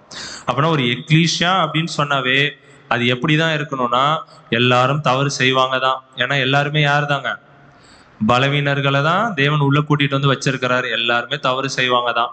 சோ ஒருத்தர் என்ன பண்ணணும் அப்படின்றாருன்னா, அவங்க செய்யற தவற நீங்க சொல்லுங்க. சொல்லும் போது அவங்க என்ன பண்ணிடக்கூடாது, அது தப்பா புரிஞ்சுக்க கூடாது. ஃபர்ஸ்ட் என்ன நீலாம் எனக்கு புத்தி சொல்றியா அப்படின்ற மாதிரி என்ன பண்ணிடக்கூடாது. அங்க நம்ம புரிஞ்சுக்காம ஓகே நம்ம தப்பு செஞ்சுட்டோமா, அப்ப நம்ம என்ன பண்ணணும், ஃபர்ஸ்ட் திருந்தணும் அப்படின்ற ஒரு சிந்தை அங்க இருக்கணும். சொல்றவங்களும் என்ன பண்ணக்கூடாது, அந்த ஒரு தவறை அங்க செய்யாம இருக்கணும் அவங்க லைஃப்ல அப்படின்னு சொல்றாங்க. அதான் ஒருத்தருக்கு ஒருத்தர் என்ன பண்ணணும்னா அவங்களுடைய தவறுகளை என்ன பண்ணணும்னா குத்தி காட்டி என்ன பண்ணணும்னா நாளுக்கு நாள் அங்க ஸ்பிரிச்சுவலா க்ரோ பண்ணணும், கரெக்டுங்களா? மாத்தி மாத்தி என்ன பண்ணிக்கணும், குத்திக்கணும், கரெக்டுங்களா? நீ இன்னைக்கு தப்பு பண்ணிருக்க, இதை நீ திருத்திக்கோ. அதுதான் சொல்ல, ஒரு 2 பேர் இப்ப க்ளோஸா இருக்கிறாங்கன்னு வச்சுக்கோ. சில பேர் இப்ப எக்லீஷியால பேர் 2 பேரா க்ளோஸா இருப்பாங்க, இல்ல ஒரு 3 பேர் க்ளோஸா இருக்கிறாங்கன்னா அப்ப க்ளோஸா இருக்கும் போது என்ன பண்ணலாங்க, அவங்களுடைய தவறு நம்மளுக்கு நல்லாவே தெரியும். சோ அந்த மாதிரி இருக்கும்போது ரொம்ப டைரக்டா நீங்க போய் என்ன பண்ணலாம், அங்க போய் சொல்லலாம். ஏன்னா அவங்க ரொம்ப ஃப்ரெண்ட்ஷிப்பா எடுத்துக்குவாங்க, கரெக்டுங்களா? புதுசா ஒரு சகோதரன்ட்ட போய் சொல்லும் போதுதான் அவங்க தப்பா பார்ப்பாங்க. இப்ப இந்த மாதிரி 2 பேரா இருக்கிற ஒரு எக்ஸாம்பிள் சொல்றோம். அந்த மாதிரி இருக்கும் போது ஒருத்தர் என்ன பண்ணிக்கலாம், திருத்திக்கலாம். சோ அப்ப எக்லீஷியா ஃபுல்லாவே என்ன பண்ண, யாராவது ஒரு ஃப்ரெண்ட்ஸ் இருந்துகிட்டே தான் இருப்பாங்க 2 பேரா. சோ எல்லாருமே என்ன பண்ணிக்கலாம் அப்படின்னா அவங்க மாத்தி மாத்தி என்ன பண்ணிக்கலாம்னா அந்த குற்றத்தை சொல்லி அவங்கள திருத்திக்கிட்டு ஸ்பிரிச்சுவலா நம்ம என்ன பண்ணணும்னா க்ரோ ஆயிட்டே இருக்கணும் நாளுக்கு நாள். இதுதான் ஒரு எக்லீஷியா அப்படின்றாரு. நாளுக்கு நாள் நம்ம என்ன பண்ணோம்னா நம்மளுடைய மோட்டிவே என்ன அப்படின்னா எப்படி ஆவிக்குரிய வளர்ச்சியில குணலட்சணத்துல நம்ம எப்படி வளரணும் அப்படின்றத குறிச்சுதான் நம்மளுடைய நோக்கம் அங்க இருந்துகிட்டே இருக்கணும் அப்படின்னு சொல்லிட்டு அங்க சொல்றாரு. அடுத்ததா ஒரு விஷயம் பாயிண்ட் என்ன அப்படின்னா, உங்களுக்குள்ளும் மற்ற யாவருக்குள்ளும் எப்பொழுதும் நன்மை செய்ய நாடுங்கள் அப்படின்னு சொல்லிட்டு பார்க்கிறோம். இதுக்குதான் பிரதர் ஒரு வசனம் கொடுத்திருந்தாரு, படிச்சிடலாம். எபிரேயர் 10ஆம் அதிகாரம் 24ஆம் வசனம். எபிரேயர் 10ஆம் அதிகாரம் 24ஆம் வசனம். மேலும் அன்புக்கும் நற்கிரியைகளுக்கும் நாம் ஏவப்படும்படி ஒருவரை ஒருவர் கவனித்து. அப்படின்னா பிரதர் என்ன சொல்றாருன்னா, அன்புக்கும் நற்கிரியைகளுக்கும், லவ் அண்ட் குட் டீட்ஸ் இல்லை குட் ஒர்க்ஸ் அப்படின்னு பார்க்குறோம். இது என்ன பண்ணோம், நாம் ஏவப்படும்படி ஒருவரை ஒருவர் கவனித்து, அதான் எக்லீஷியால என்ன பண்ணோம், இதெல்லாம் நம்ம பண்ணணும் அப்படின்ற. இங்கிலீஷ்ல பார்க்கும்போது பார்த்தீங்கன்னா ஸ்டிமுலேட் அப்படின்னு. ஸ்டிமுலேட்னா என்னதுங்க, தூண்டுறது மற்றவங்கள. எதுல நம்ம தூண்டணும்? ஆமா, லவ் அண்ட் குட் டீட்ஸ். நீ எனக்கு தப்பு பண்ணிட்டியா, நீ எனக்கு கெடுதல் பண்ணிட்டியா, நான் திருப்பி உனக்கு நான் என்ன பண்றேன், திருப்பி செய்யறேன் அப்படின்னு இல்லாம, நம்மளை பார்க்கும் போதே எப்படி இருக்கணும்னா அன்புலையும் நற்கிரியையிலையும் நம்ம என்ன பண்ணணும்னா மற்றவங்க நம்மளை பார்க்கும் போது அவங்க தூண்டப்படணும். இந்த பிரதரா இவ்வளவு அன்பு காட்டுறாரு, இந்த சிஸ்டரா இவ்வளவு அன்பு காட்டுறாங்க அப்படின்னு சொல்லிட்டு மற்றவங்க நம்மளை பார்த்து என்ன பண்ணுங்க, அங்க கத்துக்கணும். அந்த அளவுக்கு என்ன இருக்கணும்னா நம்மள்ட்ட அந்த ஒரு கிரியைகள் அங்க இருக்கணும் அப்படின்னு சொல்லிட்டு நம்ம பார்க்கணும். ஸோ இது பாத்தீங்கன்னா ரொம்ப ஒரு முக்கியமான ஒரு விஷயம் அப்படின்னு சொல்லிட்டு பிரதர் அங்க சொல்லியிருக்கிறார். அடுத்தது என்ன அப்படின்னா, இன்னொரு டாபிக் நம்ம பார்த்தோம். என்ன அப்படின்னா அசம்பிளிங் ஆஃப் அவர் செல்ஸ், நாம் சபையாக கூடி வருதல். படிச்சிடலாம் பாருங்க. எபிரேயர் 10ஆம் அதிகாரம் 25ஆம் வசனம். எபிரேயர் 10ஆம் அதிகாரம் 25ஆம் வசனம். சபை கூடி வருதலை சிலர் விட்டு விடுகிறது போல நாமும் விட்டு விடாமல் ஒருவருக்கொருவர் புத்தி சொல்ல கடவும். நாளானது சமீபித்து வருகிறதை எவ்வளவாய் பார்க்கிறீர்களோ அவ்வளவாய் புத்தி சொல்ல வேண்டும். அப்பனா பிரதர் இந்த ஒரு வசனத்தை கோட் பண்ணிட்டு என்ன சொல்றாருன்னா, சபை கூடி வருதல் என்னங்க ரொம்ப ஒரு முக்கியமான விஷயம். ஏன்னா இது நம்ம நிறைய வாட்டி இந்த ஒரு வசனத்தை நம்ம படிச்சிருப்போம், கரெக்டுங்களா? நிறைய சப்ஜெக்ட்ஸ்ல கூட கேட்டிருப்போம். அப்படின்னா சபை கூடி வருதல் அப்படின்றது ரொம்ப முக்கியமான விஷயம். அப்படி வரல அப்படின்னா நம்ம என்ன ஒரு வேலை இருக்குன்னா, சபை அங்கத்துக்கு புத்தி சொல்ற ஒரு வேலை இருக்கு. நம்ம என்ன பண்ணலாங்க, யாராவது வரல அப்படின்னா நல்ல ரீசன் இருக்கு அப்படின்னா நம்ம விட்டுறலாம். சில பேரால வர முடியும், இருந்தாலும் என்ன பண்ணுவாங்க, வர்றதுக்கு ஒரு சோம்பேறித்தனம் இருக்கலாம், இல்லைன்னா என்ன பண்ணலாம், ஒரு முயற்சி எடுக்காமையே இருப்பாங்க. ஸோ அந்த மாதிரி இருக்கும் போது நம்ம என்ன பண்ணலாம்னா, அவங்கள்ட்ட போயிட்டு என்ன பண்ணலாம்னா, பிரதர் இல்லைன்னா சிஸ்டர் என்ன பண்ணுங்க, ரொம்ப கடைசி காலத்துல வாழ்ந்துட்டு இருக்கிறோம், இஸ்ரேல் வார்லாம் பார்த்துட்டு இருக்கிறோம், கரெக்டுங்களா? அடுத்த வருஷம் இதே மாதிரி கிளாஸ் நடத்துவார் நம்மளால கான்ஃபிடென்ட்டா சொல்ல முடியுங்களா? ரொம்ப எட்ஜில் இருக்கும். கொரோனாலாம் நம்ம பார்த்துருக்கோம், வீட்டை விட்டே வெளியே வரல, கரெக்டுங்களா? ஸோ இதே மாதிரி ஒரு ஃபெலோஷிப்போ ஐக்கியமோ அடுத்த வருஷம் தேவன் கிருபை பாராட்டுவாரானா நம்மளுக்கு தெரியாது. ஸோ டைம் கிடைக்கும் போதே நம்ம என்ன பண்ணிடணும்னா நம்ம அதை யூஸ் பண்ணிக்கணும் அப்படின்னு சொல்லிட்டு நம்ம என்ன பண்ணணும்னா புத்தி சொல்லணும் அப்படின்னு சொல்லிட்டு பார்க்கணும். மற்றவங்களுக்கு புத்தி சொல்லணும் அப்படின்னா மீட்டிங்ஸ் எதுக்காக அரேஞ்ச் பண்றாரு தேவன் அப்படின்னா என்ன சொல்றாருன்னா, ஒவ்வொருத்தரும் ஸ்பிரிச்சுவலா டெவலப் ஆகிறதுக்கு தான் தேவன் என்ன பண்றாருன்னா மீட்டிங்ஸ் அங்க அரேஞ்ச் பண்றாரு. அப்படின்னா ஒருத்தருக்கும் என்னன்னா ஒரு ஆறுதல், ஒரு தேறுதல், வழி நடத்துதல், போதனைகள், போஷிப்பு, இந்த மாதிரி நிறைய விஷயங்கள் பாத்தீங்கன்னா அங்க தேவைப்படும். ஸோ அது எல்லாமே எங்க தான் கிடைக்கும் அப்படின்னா மீட்டிங்ஸ்ல தான் அங்க கிடைக்கும் அப்படின்னு சொல்லிட்டு நம்ம பார்க்கறோம். அப்படின்னா இந்த ஒரு மீட்டிங்ஸை நம்ம என்ன பண்ணிடக்கூடாதுன்னா அங்க ஸ்கிப் பண்ணக்கூடாது அப்படின்னு சொல்லிட்டு நம்ம பார்க்கறோம். இன்னொரு வசனம் கூட படிக்கலாம் பாருங்க. மத்தேயு 18ஆம் அதிகாரம் 20ஆம் வசனம். மத்தேயு 18ஆம் அதிகாரம் 20ஆம் வசனம். ஏனெனில் 2 பேராவது 3 பேராவது என் நாமத்தினாலே எங்கே கூடி இருக்கிறார்களோ அங்கே அவர்கள் நடுவிலே இருக்கிறேன் என்றார். அப்பனா யார் இருக்கிறாங்க? அப்ப இந்த ஒரு இடத்துல அப்ப யார் இருந்துட்டு இருக்கிறா? இந்த ஒரு வசனம் உண்மைனா இந்த ஒரு இடத்துல யார் இருந்துட்டு இருக்கிறா? நம்மளுடைய ஆண்டவராக இயேசு கிறிஸ்துவோட பிரசன்ஸ் அங்க இருக்குது அப்படின்னு சொல்லிட்டு பாக்குறோம். இதை நம்ம என்ன பண்ணிடுறோங்க, ஈஸியா ரொம்ப கேஷுவலா அவருடைய பிரசன்ஸ்லாம் எனக்கு தேவையில்லை, நான் என்ன பண்றேன், உலக பிரகாரமான ஏதோ ஒரு காரியம், அது ஃபேமிலியா இருக்கும், ஆஃபீஸா இருக்கும், ஏதோ ஒரு விஷயத்துக்காக இயேசு கிறிஸ்துவோடைய பிரசன்ஸையே நம்ம என்ன பண்றோம்னா ரொம்ப கேஷுவலா என்ன பண்றோம், அங்க தள்ளி விடுறோம். மேபி சில பேருக்கு என்ன ரீசனா ஏதாவது இருக்கும், நல்ல ரீசன்ஸ் இருக்கும், அவங்களால வர முடியாத நிலைமை இருக்கலாம். ஸோ அவங்கள பத்தி நம்ம சொல்ல, சில பேரால வர முடியும் ஆனா சோம்பேறித்தனம் இருக்கலாம், ஓகேங்களா, இல்லை உலக பிரகாரமான காரியம் ஏதாவது அங்கே இழுக்கலாம். ஸோ இதுக்காக அவங்க என்ன பண்ணுவாங்கன்னா மீட்டிங்ஸை ரொம்ப கேஷுவலாக அங்கே ஸ்கிப் பண்ணுவாங்க. ஸோ அந்த மாதிரி இருக்கும் போது தான் பிரதர் என்ன சொல்றாருன்னா, இது ரொம்ப தப்பான ஒரு இன்டென்ஷன் அப்படின்னு சொல்லிட்டு அங்கே சொல்றாரு. அதே மாதிரி மீட்டிங்ஸை எதுக்காக அரேஞ்ச் பண்றாருன்னா 2 விஷயம் சொல்றாரு. என்னன்னா, ஒன்று தேவனை துதிக்கிற விஷயம். ஒரு மீட்டிங்ஸ்க்கு எதுக்கு வரோம் அப்படின்னா பாடல் மூலியமா துதிப்போம், சப்ஜெக்ட்ஸ் மூலியமா துதிப்போம், ஓகேங்களா? எப்படியுமே பார்த்தீங்கன்னா தேவனை துதிச்சுக்கிட்டே இருப்போம். இன்னொரு விஷயம் என்ன அப்படின்னா நம்மளுடைய ஆவிக்குரிய வளர்ச்சி. இது ரெண்டுமே என்ன ஆகும்னா அங்கே மீட்டிங்ஸ்ல நம்மளுக்கு கிடைக்கும். ஸோ இதை நம்ம ஸ்கிப் பண்ணவே கூடாது அப்படின்னு சொல்லிட்டு பார்க்குறோம். அப்போனா ஒரு மீட்டிங்கை ஸ்கிப் பண்றோம்னா தேவனுடைய இயேசு கிறிஸ்துவோட பிரசன்ஸை நம்ம என்ன பண்றோம்னா ரொம்ப கேஷுவலா அங்க தள்ளி வைக்கிறோம் அப்படின்னு சொல்லிட்டு பார்க்கணும். அப்படின்னா இந்த மாதிரி இருக்கிறவங்க எந்த ஒரு பாதையில போயிட்டு இருக்கிறாங்கன்னா ரொம்ப தப்பான ஒரு பாதையில என்ன பண்ணிட்டு இருக்கிறாங்க, அங்க போயிட்டு இருக்கிறாங்க அப்படின்னு சொல்லிட்டு யாருன்னா மீட்டிங்ஸை அங்க கேஷுவலா அங்க மிஸ் பண்றவங்க.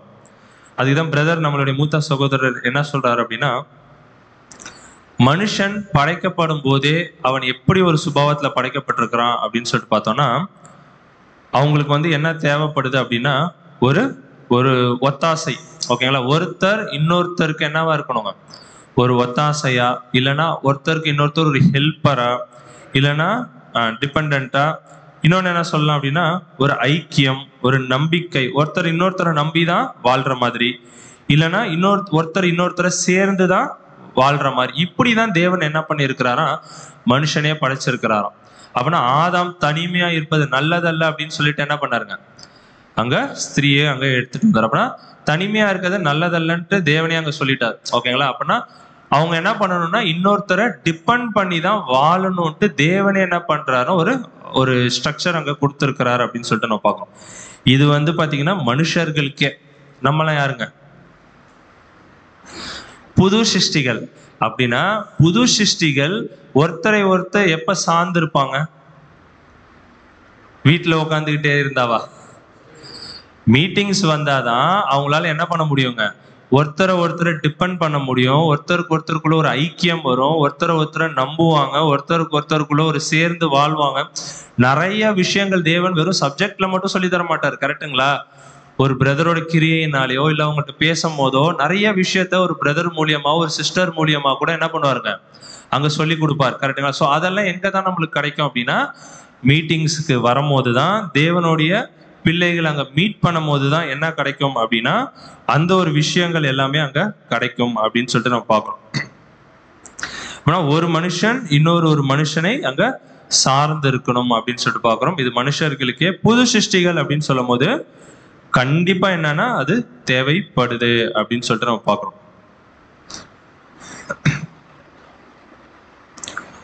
இதான் பிரதர் என்ன சொல்றாருன்னா, இப்ப சில பேர் என்ன பண்ணுவாங்கன்னா மீட்டிங்ஸை ரொம்ப கேஷுவலா ஸ்கிப் பண்ணுவாங்கன்னு பார்த்தோம். பாத்தீங்கன்னா சில பேர் வெறுக்குவாங்க, வெறுப்பாங்க, அப்படி இல்லைன்னா ஒதுக்குவாங்க, இல்ல தவிர்ப்பாங்க அப்படின்னு சொல்லி மீட்டிங்ஸை தவிர்த்துட்டு போயிட்டே இருப்பாங்க. ஓகேங்களா? அந்த மாதிரி இருக்கிறாங்க அப்படின்னா அந்த ஒரு பிரதரோ இல்ல அந்த ஒரு சிஸ்டரோ எப்படி இருக்கிறாருன்னா ரொம்ப ஸ்பிரிச்சுவலா வீக்கா இருக்கிறாரு அப்படின்னு சொல்லிட்டு நம்ம பார்க்கணும். ஓகேங்களா? அவங்களோட ஆவிக்குரிய வளர்ச்சி எப்படி இருக்குதுங்க, ரொம்ப கேஷுவலா அவங்க ஸ்கிப் பண்ணிட்டு போறாங்க அப்படின்னா அவங்க ஸ்பிரிச்சுவலா என்ன சொல்றாருன்னா பிரதர் அவங்க வீக்கா இருக்கிறாங்க. அதுக்கு இன்னொரு பேரும் வச்சிருக்கிறாரு, என்ன அப்படின்னா ஸ்பிரிச்சுவல் சிக்னஸ். ஆவிக்குரிய ஒரு நோய் இல்ல ஆவிக்குரிய ஒரு குறை அவங்கள்ட்ட அங்க இருக்குது அப்படின்னு சொல்லிட்டு. அதனாலதான் அவங்க என்ன பண்றாங்களாம், தேவனுடைய பிள்ளைகளை பார்க்கறதுக்காக அவங்க என்ன பண்ண மாட்டாங்களாம், முயற்சி எடுக்காம என்ன பண்ணுவாங்கன்னா அங்க இருப்பாங்க அப்படின்னு சொல்லிட்டு பார்க்கணும். மீட்டிங்ஸ்க்கு வரணும்னு அவங்களுக்கு தோணவே தோணாது அப்படின்னு சொல்லிட்டு நம்ம பார்க்கணும். அப்படின்னா அவங்க ரொம்ப நோய்வாய் பட்டு இருக்கிறாங்க, ஸ்பிரிச்சுவலா ஹெல்த்தியா அவங்க இல்லை அப்படின்னு சொல்றாங்க. ஸோ அப்படின்னா அவங்க இதெல்லாம் ஓவர் கம் பண்ணணும், ஸ்பிரிச்சுவலா அவங்க ஓவர் கம் பண்ணணும் அப்படின்னா என்னதான் ஒரே வழினா அவங்க மீட்டிங்ஸ் வர்றதுதான். மீட்டிங்ஸ் வரும்போது அவங்க என்ன நிறைய பேர்கிட்ட பழகுவாங்க, புது சிருஷ்டிகளை நிறைய பேர் பார்ப்பாங்க, சப்ஜெக்ட்ஸ் கேட்பாங்க. ஸோ இதெல்லாம் நடக்கும் போது அவங்களுடைய ஆவிக்குரிய வளர்ச்சி என்னன்னா அங்க இருந்துகிட்டே இருக்கும் அப்படின்னு சொல்லிட்டு நம்ம பார்க்கணும். இன்னொரு விஷயம் பிரதர் சொல்றாரு என்னன்னா, ஏன் சில பேர் வந்து மீட்டிங்ஸை அவாய்ட் பண்றாங்க அப்படின்னு சொல்லிட்டு சில ரீசன்ஸ் எல்லாம் சொல்றாரு. என்னன்னா ஃபர்ஸ்ட் என்னன்னா தங்களை தாங்களே என்ன நினைச்சுக்குவாங்களாம், ரொம்ப வளர்ந்தவர்களா நினைச்சுக்குவாங்க. ஓகேங்களா?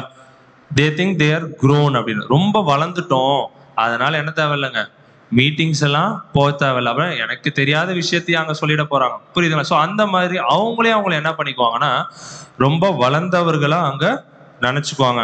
ஆனா பேசும் போதோ பழகும் போதோ அதெல்லாம் அவங்க என்ன பண்ண மாட்டாங்க, தெரியாது.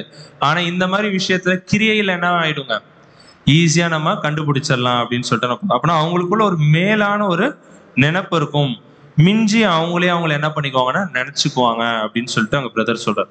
ஸோ இதனாலதான் அவங்க என்ன பண்ணுவாங்கன்னா ஃபர்ஸ்ட் மீட்டிங் வர மாட்டாங்க. இது ஒரு ரீசன், ஒரு ஃபர்ஸ்ட் ரீசன். அதே மாதிரி இன்னொரு விஷயம் என்னன்னா, இந்த மாதிரி இருக்கிறதுனால அவங்கள மேலாக நினைச்சுக்கிறதுனால மற்றவங்களை எப்படி பார்ப்பாங்க, ரொம்ப கீழே பார்ப்பாங்க. ஒரு லோ. இப்பதான் இவங்கெல்லாம் வந்திருக்கிறாங்க. இவங்கெல்லாம் யாருங்க? ஃப்ரெஷர்ஸ் பேட்ச் மாதிரி காலேஜ்ல நடக்கும்ல. ஸோ அந்த மாதிரி என்ன பண்ணுவோம், நாங்களாம் எத்தனை வருஷமா இருக்கிறோம், இவங்கெல்லாம் இப்பதான் வந்து அவங்களாம் போய் மீட்டிங்ஸ் அட்டன் பண்ணிட்டோம், நாங்க என்ன பண்ண மாட்டோம், அட்டன் பண்ண மாட்டோம். ஏன்? நாங்களாம் வளர்ந்துட்டோம் அப்படின்ற ஒரு தாட் அங்க வரும். மற்றவங்கள பார்க்கும் போதே அவங்க அந்த மாதிரி தான் பார்ப்பாங்க அப்படின்னு சொல்லிட்டு அங்க வந்து சொல்றாரு. ஸோ அவங்களுக்குள்ள என்ன இருக்குது அப்படின்னா, ஒரு ஸ்பிரிச்சுவல் ப்ரைடு வந்து அங்க இருக்கு. ஒரு ஆவிக்குரிய ஒரு பெருமை, ஒரு மேட்டிமை அவங்களுக்குள்ள இருக்கு. அதனாலதான் அவங்க என்ன பண்றாங்கன்னா, மீட்டிங்ஸ், இந்த கேதரிங்ஸ், எங்க வேணா மீட்டிங்ஸ்லாம் எக்லீஷியால மட்டும் இல்லை, காட்டேஜ் மீட்டிங் எவ்வளவோ இருக்கு. ஓகேங்களா? ஸோ இதை எல்லாத்தையுமே அவங்க என்ன பண்ணுவாங்கன்னா அங்கே ஈஸியாக ஸ்கிப் பண்ணிடுவாங்க அப்படின்னு சொல்லிட்டு நம்ம பார்க்குறோம். ஸோ இந்த மாதிரி இருக்கிறவங்களுக்கு பிரதர் என்ன சொல்றாருன்னா, அதாவது ரொம்ப கேஷுவலாக மீட்டிங்கை ஸ்கிப் பண்றாங்கல்ல, இதெல்லாம் தேவையில்லை அப்படின்னு சொல்லிட்டு, அவங்களுக்கு ஒரு விஷயம் கிடையவே கிடையாது அப்படின்ட்டார். எது அப்படின்னா, அவருடைய வாக்கு தத்தங்கள். நம்மள்ட்ட ஒரு புக்கே இருக்கு, கரெக்டுங்களா? வாக்கு தத்தங்கள்னு. அப்படின்னா பைபிள்ல எங்கெங்கெல்லாம் வாக்கு தத்த வசனம் இருக்கோ அதெல்லாம் சேர்த்து ஒரு புக்கா போட்டிருக்கோம்ல. அந்த மாதிரி எந்த ஒரு வாக்கு தத்துவமே அந்த ஒரு புது சிருஷ்டிக்கு கிடையாதான். அவங்களுக்கு அதுல பங்கு இல்லை அப்படின்ட்டார். இது யாருக்கு அப்படின்னா, ரொம்ப கேஷுவலா மீட்டிங்ஸை ஸ்கிப் பண்றாங்களே, ஸோ அவங்களுக்கு அப்படின்னு சொல்லிட்டு நம்ம பார்க்கணும். ஸோ அவங்க இந்த மாதிரி இருக்கிறவங்களுக்கு தேவனுடைய வாக்கு தத்தங்கள் அங்க கிடையாது. இதுதான் முதல் ஒரு ரீசன். ரெண்டாவது ரீசன் என்ன சொல்றாரு அப்படின்னா, அவங்களுக்கு இன்ட்ரெஸ்ட் இருக்காது, ஒரு வாஞ்சை இல்லாதவர்கள். பேசிக் கேட்டோம், இதுதான் கரெக்ட்னு தெரிஞ்சிருச்சு, உள்ள வந்தோம், ஞானஸ்தானம் எடுத்துமே எல்லாம் நடந்துச்சு. ஆனா ரெகுலரா என்ன பண்ண மாட்டாங்க, மீட்டிங்ஸ்க்கு வரணும்னு சொல்லிட்டு ஒரு வாஞ்சை அங்க இருக்காது, ஒரு இன்ட்ரெஸ்ட் இருக்காது அப்படின்னு சொல்லிட்டு நம்ம பார்க்கறோம். அதுக்குதான் நம்ம எக்ஸாம்பிள் எப்படி பார்த்தோம்னா, ஒருத்தர் பிராக்டிக்கலாவே லிட்ரலா ஒருத்தர் ஒரு வாரம் சாப்பிடலன்னு வச்சுக்கோங்க, என்ன ஆகும் அவங்களுடைய லைஃப்? ஒரு வாரம் பிராக்டிக்கலா ஒருத்தர் சாப்பிடவே இல்லை, என்ன ஆகுங்க? ஐசியூ தான். கரெக்டுங்களா? எடுத்துட்டு போய் அட்மிட் பண்ண வேண்டியதான். இதே என்ன பண்றாருன்னா, பிரதர் வந்து ஸ்பிரிச்சுவல் லைஃபுக்கு கம்பேர் பண்றாரு. ஒரு வாரமா அவங்க எந்த ஒரு சப்ஜெக்டும் கேட்கல, இல்ல பைபிள் படிக்கல, ஒரு பர்சனல் ஸ்டடி இல்லை, எதுவுமே அவங்கள்ட்ட இல்லை அப்படின்னா, அவங்களுடைய புது சிருஷ்டி அந்த ஒரு கரு உருவாச்சுல, அது என்ன ஆகுங்க? கண்டிப்பா அது அழிஞ்சு போறதுக்கு நிறைய அங்க வாய்ப்பு இருக்கு அப்படின்னு சொல்லிட்டு பாக்குறோம். அப்பனா இந்த மாதிரி இன்ட்ரெஸ்டே இல்லாம அங்க இருப்பாங்க அப்படின்னு சொல்லிட்டு பாக்குறோம். அந்த மாதிரி இருக்கும் போது அவங்களுடைய ஸ்பிரிச்சுவல் growth என்ன ஆகும்னா அங்க ரொம்ப பாதிக்கப்படும் அப்படின்னு சொல்லிட்டு. இதான் ரெண்டாவது ஒரு ரீசன் என்னன்னா, வாஞ்சையே இல்லாதவர்கள், இன்ட்ரெஸ்டே இல்லாம சும்மா எக்லீஷாக்க வந்துட்டு போயிட்டு இருப்பாங்க. அடுத்த மூன்றாவது ஒரு ரீசன் சொல்ல என்னன்னா, சில்லி ரீசன் சொல்லுவாங்க. ஏங்க மீட்டிங்ஸ் வரல அப்படின்னா, ரொம்ப சில்லியா இருக்கும் அந்த ரீசன்ஸ் எல்லாம் கேட்கும் போது. ஏதாவது ஒரு உலக பிரகாரமான ஏதாவது ஒரு விஷயம் சொல்லுவாங்க. அதை சொல்லிட்டு என்ன பண்ணுவாங்கன்னா, இதனால என்னால மீட்டிங்க்கு வர முடியல அப்படின்னு சொல்லிட்டு என்ன பண்ணுவாங்க, ரொம்ப கேஷுவலா அங்க இருப்பாங்க. கரெக்டுங்களா? ஸோ இதை தான் என்ன பண்றாருன்னா, பிரதர் வந்து அங்க தேர்ட் ரீசன் அங்க கொடுக்குறாரு. ரொம்ப சில்லி ரீசன்ஸ்க்காக என்ன பண்ணுவாங்கன்னா, மீட்டிங்ஸை அவாய்ட் பண்ணுவாங்க. நம்ம பேப்டிசம் எடுக்கும் போது என்னவே கொடுக்குறோம்னு சொல்லிட்டு வந்தவங்க, ஜீவனையே கொடுக்குறோம்னு சொன்னோம். ஆனா மீட்டிங்க்கு வர்றதுக்கு டைம் கூட இப்ப என்ன இல்லைங்க, நம்மளுக்கு இல்லை. கரெக்டுங்களா? ஸோ அந்த ஒரு நிலைமைக்கு நம்ம போறோம். எதுக்கு? சின்ன சின்ன சில்லி ரீசன்ஸுக்கு. உலக பிரகாரமா இருக்கும், இல்லை ஃபேமிலியா இருக்கும், ஆஃபீஸா இருக்கும், இந்த மாதிரி தான் சின்ன சின்ன ரீசன்ஸா இருக்கும். கரெக்டுங்களா? இப்ப நம்ம எக்லீஷியான்னு பார்த்தீங்கன்னா வாரத்துல ஒரு நாள் தான் கூடுகையே, வீக் டேஸ்ல. அது கூட நம்மளால என்ன பண்ண முடியலங்க, டைம் ஸ்பெண்ட் பண்ணி அதுக்கு ஒதுக்கி வர முடியல அப்படின்னா, அப்ப நம்மளுடைய ஆவிக்குரிய வளர்ச்சி எந்த அளவுல இருக்கு அப்படின்றத ஒருத்தரும் என்ன பண்ணணும்னா அங்க நம்ம யோசிச்சு பார்க்கணும் அப்படின்னு சொல்றோம். அதான் நம்ம எக்ஸாம்பிள், ஒரு கல்யாணம், ஒரு காது குத்துனா என்ன பண்ணுவாங்க, ஒரு க்ளோஸ் ரிலேட்டிவ் ஒரு வெளியூர்னா ஒரு தமிழ்நாட்டுக்குள்ளேயே ஏதோ ஒரு இடத்துல மதுரையோ கோயம்புத்தூர்லயோ ஒரு ஃபங்க்ஷன் வச்சிருக்கிறாரு, என்ன பண்ணுவோம், ஒரு மாசத்துக்கு முன்னாடியே டிக்கெட்டை போட்டு, கரெக்டுங்களா, எல்லாமே பக்காவா பிளான் பண்ணுவோம். அன்னைக்கு ஆஃபீஸ் லீவ் போடணும்னா அதுக்கு முன்னாடியே அந்த வேலையை பண்ணிடுவோம். அப்போ அன்னைக்கு நம்மளால ஆஃபீஸ் லீவ் பண்ண முடியுது. கரெக்டுங்களா? ஸோ மற்ற ஒரு உலக பிரகாரமான ஒரு வேலைக்காக நம்ம என்ன பண்றோங்க, அழகா பிளான் பண்ணிட்டு போவோம். ஆனா தேவனுடைய மீட்டிங்னு வரும்போது, இந்த வாரம் இல்லைன்னா என்ன, அடுத்த வாரம் அட்டன் பண்ணிக்கலாம் அப்படின்னு சொல்லிட்டு நம்ம என்ன பண்ணோம், ரொம்ப கேஷுவலா அங்க எடுக்கிறோம். ஸோ இந்த மாதிரி இருந்தோம் அப்படின்னா தேவனுடைய வாக்கு தத்தங்கள் அங்க கண்டிப்பா நம்மளுக்கு கிடையாது அப்படின்னு சொல்லிட்டு நம்ம பார்க்கறோம். அடுத்தது ஒரு டாபிக் என்னன்னா, அனைத்து கூட்டங்களிலும் ஒரே நபரே பேச்சாளராக இருக்கிறது. ஓகேங்களா? நம்ம ஒரு எக்ஸாம்பிள் சொல்றேன், சென்னை எக்லீஷாக்கு எடுத்துக்கலாம் பாருங்க. சண்டே காலையில ஆராதனை, திருப்பி இந்த ஈவினிங்கு பேசிக்கு, மண்டே 1000 years, ஃப்ரைடே புது சிருஷ்டி. எல்லாத்தையும் ஒரே பிரதரே எடுத்துக்கிட்டு இருக்க கூடாது அப்படின்றார். ஒரே பேச்சாளரே என்ன பண்ணக்கூடாதுங்க, எல்லா கூட்டங்களிலும் அங்க பேசக்கூடாது அப்படின்னு. அதுக்குதான் பிரதர் என்ன சொல்றாங்கன்னா, மற்றவங்களுக்கு நிறைய வாய்ப்பு கொடுங்க. புதுசா வந்தா கூட என்ன பண்ணணும், அவங்களுக்கு ஒரு வாய்ப்பை கொடுக்கணும். அவங்க வந்து ஒரு 30 minutes தான் பேசுறாங்க, ஒரு 40 minutes தான் பேசுறாங்களாம் இருந்தா கூட என்ன பண்ணணும்னா அவங்களுக்கு வாய்ப்பை கொடுங்க. அவங்க என்ன பண்ணலாம், தேவன் அவங்களையும் யூஸ் பண்ணலாம். அவங்க ஒரு 40 நிமிஷம் தான் பேசுறாங்க, ஆனா அவங்க மூலியமா கூட தேவன் என்ன பண்ணுவாருங்க, நிறைய விஷயத்த எக்லீஷியாக்கு சொல்றதுக்கு வாய்ப்பு இருக்கு அப்படின்னு சொல்றப்பா. ஸோ ஒருத்தரே அங்க பேசிட்டு இருக்கோம், மற்றவங்களுக்கும் என்ன பண்ணணும்னா வாய்ப்புகளை அங்க ஏற்படுத்தி கொடுக்கணும் அப்படின்னு சொல்லிட்டு நம்ம பார்க்கறோம். இப்போ ஃபாஸ்டா போயிடலாம். அடுத்தது என்ன அப்படின்னா, ஒரு எக்ஸாம்பிளுக்கு எம்சி பண்றோம், சாங்ஸ் பாடுறோம், பைபிள் ரீடிங்கு, இல்லைன்னா பிரசங்கம் பண்றது, ப்ரேயர் பண்றது, மன்னாவாசி, இது மாதிரி நிறைய விஷயங்கள் இருக்குல்ல. இது எல்லாருமே ஒருத்தரே என்ன பண்ணக்கூடாதுங்க, அங்க செஞ்சுட்டு இருக்க கூடாது. இதை நம்ம பாபிலோன்ல பார்த்துருப்போம், கரெக்டுங்களா? அவரே வருவாரு, பாடுவாரு, ப்ரேயர் பண்ணுவாரு, பிரசங்கம் செய்வாரு, திருப்பி பாட்டு பாடி ப்ரேயர் பண்ணிட்டு கிளம்பிடுவாரு. அப்போ வரவங்களுக்கு என்ன யூஸ் இருக்கு? எந்த ஒரு பங்குமே அங்க இருக்கா? வருவாங்க, கேட்பாங்க, காணிக்கை போட்டுட்டு போயிட்டே இருப்பாங்க. ஸோ இதுவும் ஒரு தவறான ஒரு விஷயம் அப்படின்னு சொல்லிட்டு நம்ம பார்க்கணும். அடுத்தது என்னன்னா, இன்ஸ்ட்ரக்ஷன் இஸ் நெசசரி அப்படின்றது. அப்படின்னா எந்தெந்த மாதிரி மீட்டிங்ஸ் எல்லாம் வைக்கலாம் அப்படின்னு சொல்லிட்டு பிரதர் ஒரு டாபிக் எழுதுறாரு. அதுல என்ன சொல்றாருன்னா, எங்கேயுமே வந்து வேதத்துல இந்தந்த மீட்டிங்ஸ் எல்லாம் நீங்க வைக்கணும்னு சொல்லிட்டு எங்கேயுமே வசனம் கிடையாது. ஸோ பிரதர் என்ன சொல்றாருன்னா, நான் கொஞ்சம் சஜஷன்ஸ் கொடுக்குறேன் அப்படின்றார். கம்பல்சரி கிடையாது, அவருடைய சஜஷன்ஸா கொடுக்குறாரு. ஏன்னா இந்தந்த மீட்டிங்ஸ் எல்லாம் நீங்க வைங்க, இது உங்களுடைய ஆவிக்குரிய வளர்ச்சிக்கு ரொம்ப யூஸ்ஃபுல்லா இருக்கும் அப்படின்றார். ஃபர்ஸ்ட் இது என்னன்னா, இன்ஸ்ட்ரக்ஷன் இஸ் நெசசரி அப்படின்னா அறிவுறுத்தல் அவசியம் அப்படின்றார். எல்லா மீட்டிங்ஸ்லயுமே என்ன தேவை அப்படின்னா அறிவுறுத்தல் இருக்கணும், ஒரு போதனை அங்க கொடுத்துக்கிட்டே அங்க இருக்கணும் அப்படின்னு சொல்லுவாங்க. அப்படின்னா சொந்த விஷயம் கிடையாது, வேதத்துல இருந்து வசனத்துல இருந்து ப்ராஃபஸி வழியா ஏதாவது ஒரு விதத்துல என்ன பண்ணலாம், பேரபிள்ஸ் வழியா ஏதாவது ஒரு விதத்துல என்ன பண்ணலாம்னா அங்க ஒரு போதனை, ஒரு இன்ஸ்ட்ரக்ஷன் சபை அங்கத்துக்கு நம்ம கொடுத்துக்கிட்டே இருக்கணும் அப்படின்னு சொல்லிட்டு அங்க சொல்றாரு. ஏன்னா அப்பதான் அவங்களுடைய ஆவிக்குரிய வளர்ச்சி அங்க இருக்கும் அப்படின்னு சொல்லிட்டு நம்ம பார்க்கிறோம். இந்த வசனம் மட்டும் வாசிச்சிடலாம். எபிரேயர் 11ஆம் அதிகாரம் 6ஆம் வசனம். எபிரேயர் 11ஆம் அதிகாரம் 6ஆம் வசனம். விசுவாசம் இல்லாமல் தேவனுக்கு பிரியமாய் இருப்பது கூடாத காரியம். ஏனென்றால் தேவனிடத்தில் சேருகிறவன் அவர் உண்டென்றும் அவர் தம்மை தேடுகிறவர்களுக்கு பலன் அளிக்கிறவர் என்றும் விசுவாசிக்க வேண்டும். அப்படின்னா இந்த ஒரு வசனத்தை பிரதர் வந்து கோட் பண்றாரு. என்னன்னா, விசுவாசம் இல்லாமல் தேவனுக்கு பிரியமா இருப்பது கூடாத ஒரு காரியம். அப்படின்னா விசுவாசம் அப்படின்றது ஒரு மிகப்பெரிய ஒரு டூல் நம்ம கையில இருக்கிறது. ஓகேங்களா?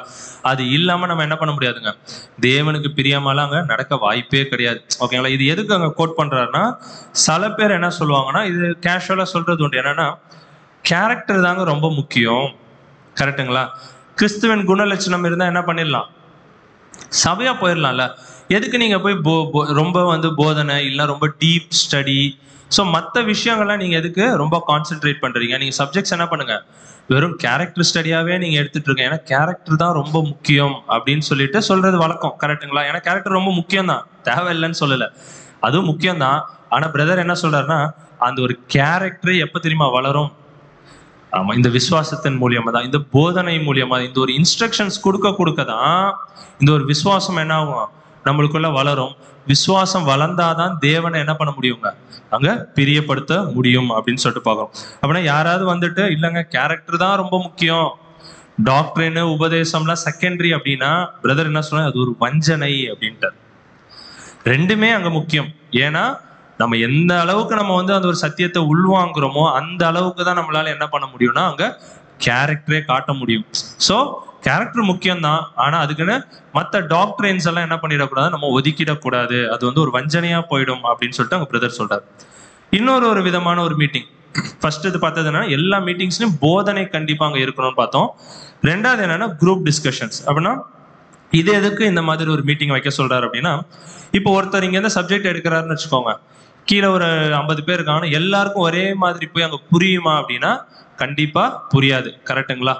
ஸோ அதனால ஒரே சப்ஜெக்டையே ஒரு 2 பேரோ ஒரு 4 பேரோ போய் எடுக்கிறாங்க அப்படின்னா ஒரே மாதிரி எல்லாராலையும் எடுக்க முடியுமானா கண்டிப்பா முடியாது. ஒருத்தருடைய ஸ்லாங் மாறும், லாங்குவேஜ் மாறும், அவங்களோட துணி மாறும். இவங்க வந்து அங்க சொல்றது வேற விதத்துல போய் புரிஞ்சுக்க வாய்ப்பு இருக்கு. ஸோ இந்த மாதிரி இருக்கும் போது நம்ம வந்து சப்ஜெக்ட்ஸ் வந்து இங்க தனியா நம்ம பேசிட்டு இருக்கும் போது அவங்களுக்கு போய் எல்லாமே ப்ராப்பரா ரீச் ஆகுமா? ரீச் ஆகாது. ஸோ அதனால பிரதர் என்ன சொல்றாருன்னா, குரூப் டிஸ்கஷன் என்ன பண்ணுங்க அங்க வைங்க அப்படின்றார். ஸோ குரூப் டிஸ்கஷன் வைக்கும் போது என்ன ஆகும்னா எல்லாருக்கும் அங்க வாய்ப்பு கிடைக்கும் பேசுறதுக்கு.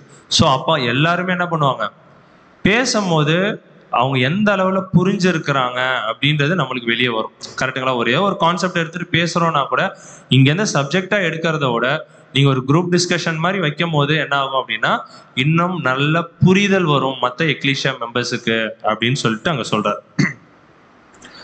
மூன்றாவது ஒரு விஷயம் என்னன்னா டிஃப்ரெண்ட் வியூஸ் இன் ஃபேத், நம்பிக்கையில் வெவ்வேறு பார்வைகள் அப்படின்னு சொல்லிட்டு நம்ம பார்த்தோம்.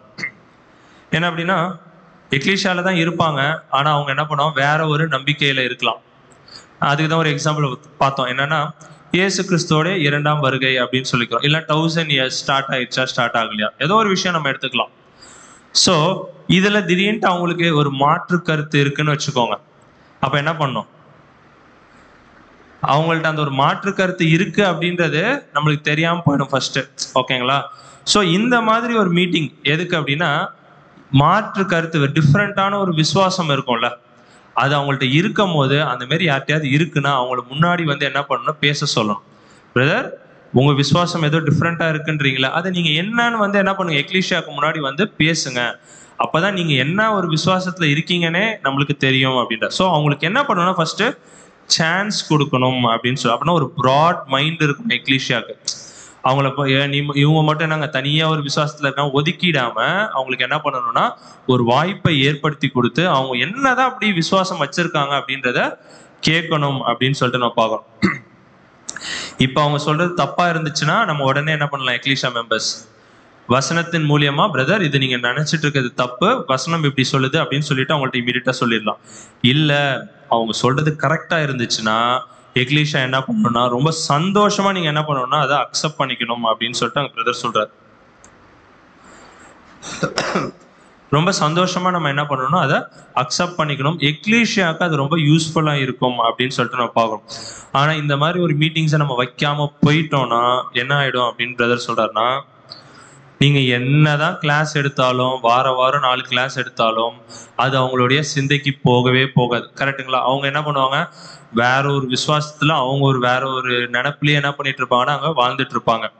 எப்ப நம்ம அவங்களை கூப்பிட்டு சொல்றோமோ அவங்களுக்கு ஒரு வாய்ப்பை கொடுக்குறோமோ அப்பதான் நம்மளும் என்ன பண்ண முடியும்னா அவங்களுக்கு ஒரு கிளாரிட்டி கொடுக்க முடியும். பிரதர் வசனம் எப்படி இருக்கு, இதுதான் விஷயம் அப்படின்னு சொல்லிட்டு அவங்களுக்கு ஒரு கிளாரிட்டி அங்க கொடுக்க முடியும். ஸோ இந்த ஒரு விஷயத்த அங்க செய்யணும். இல்லைன்னா அந்த ஒரு பிரதரோ அந்த சிஸ்டரோ என்ன பண்ணிட்டு இருப்பாங்க, வாரம் எக்லீஷியா வருவாங்க, எல்லா மீட்டிங்ஸ் அட்டன் பண்ணுவாங்க, போவாங்க.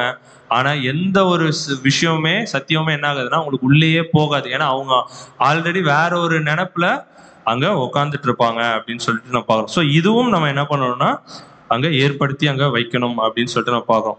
ஒன்ஸ் நம்ம சொல்லிட்டோம்னா அந்த ஒரு பிரதரோ சிஸ்டரோ என்ன பண்ணலாம், ஒரு முடிவு எடுத்துக்கிட்டோம், அதுக்கப்புறம் இதுதான் கரெக்டு இல்லைன்னா தப்பு அப்படின்னு சொல்லிட்டு அவங்க ஒரு முடிவை எடுத்துக்கலாம். ஆனா அதை வந்து நம்ம என்ன பண்ணணும்னா அந்த ஒரு சான்ஸை கொடுத்தாங்க இது ஒரு நிலைமைக்கு அவங்கள எடுத்துட்டு வரணும் அப்படின்னு சொல்லிட்டு பார்க்கணும்.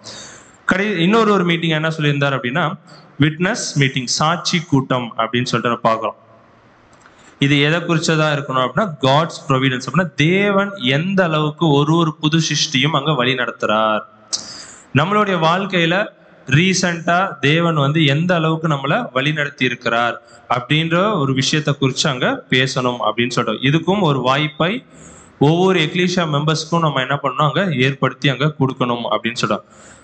நம்ம வந்து அங்க ஒரு சாட்சி கொடுக்கும் போதே மற்றவங்க கேட்கறவங்க என்ன பண்ணுங்க, அது அவங்களுக்குள்ள ஒரு மோட்டிவேஷனா இருக்கணும். ஓகேங்களா? அதை கேட்டு அவங்க இன்னும் அதிகமா அந்த ஒரு ஸ்பிரிச்சுவல் குரோத்துக்குள்ள அவங்க வரணும்.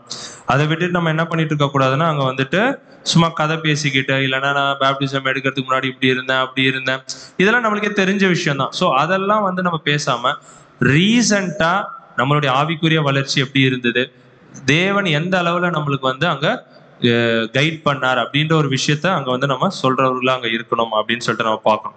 இது கூட பாத்தீங்கன்னா ஒரு டாபிக்ஸ் வந்து நம்ம செலக்ட் பண்ணிக்கணும். ஒரு மீட்டிங் வைக்கிறோம், இந்த விட்னஸ் மீட்டிங் வைக்கிறோம்னா ஒரு டாபிக் செலக்ட் பண்ணிக்கணும். ஒரு வசனத்தை வச்சு நம்ம கூட ஒரு வசனம் பார்த்தோம், என்னன்னா ஒரு சமாதானம் அப்படின்ற ஒரு விஷயம், ஒரு வசனத்தை எடுத்துக்கிட்டோம்னா, சமாதானத்தை குறித்து அந்த ஒரு புது சிஸ்டம் என்ன பண்ணா அங்க வந்து பேசணும்.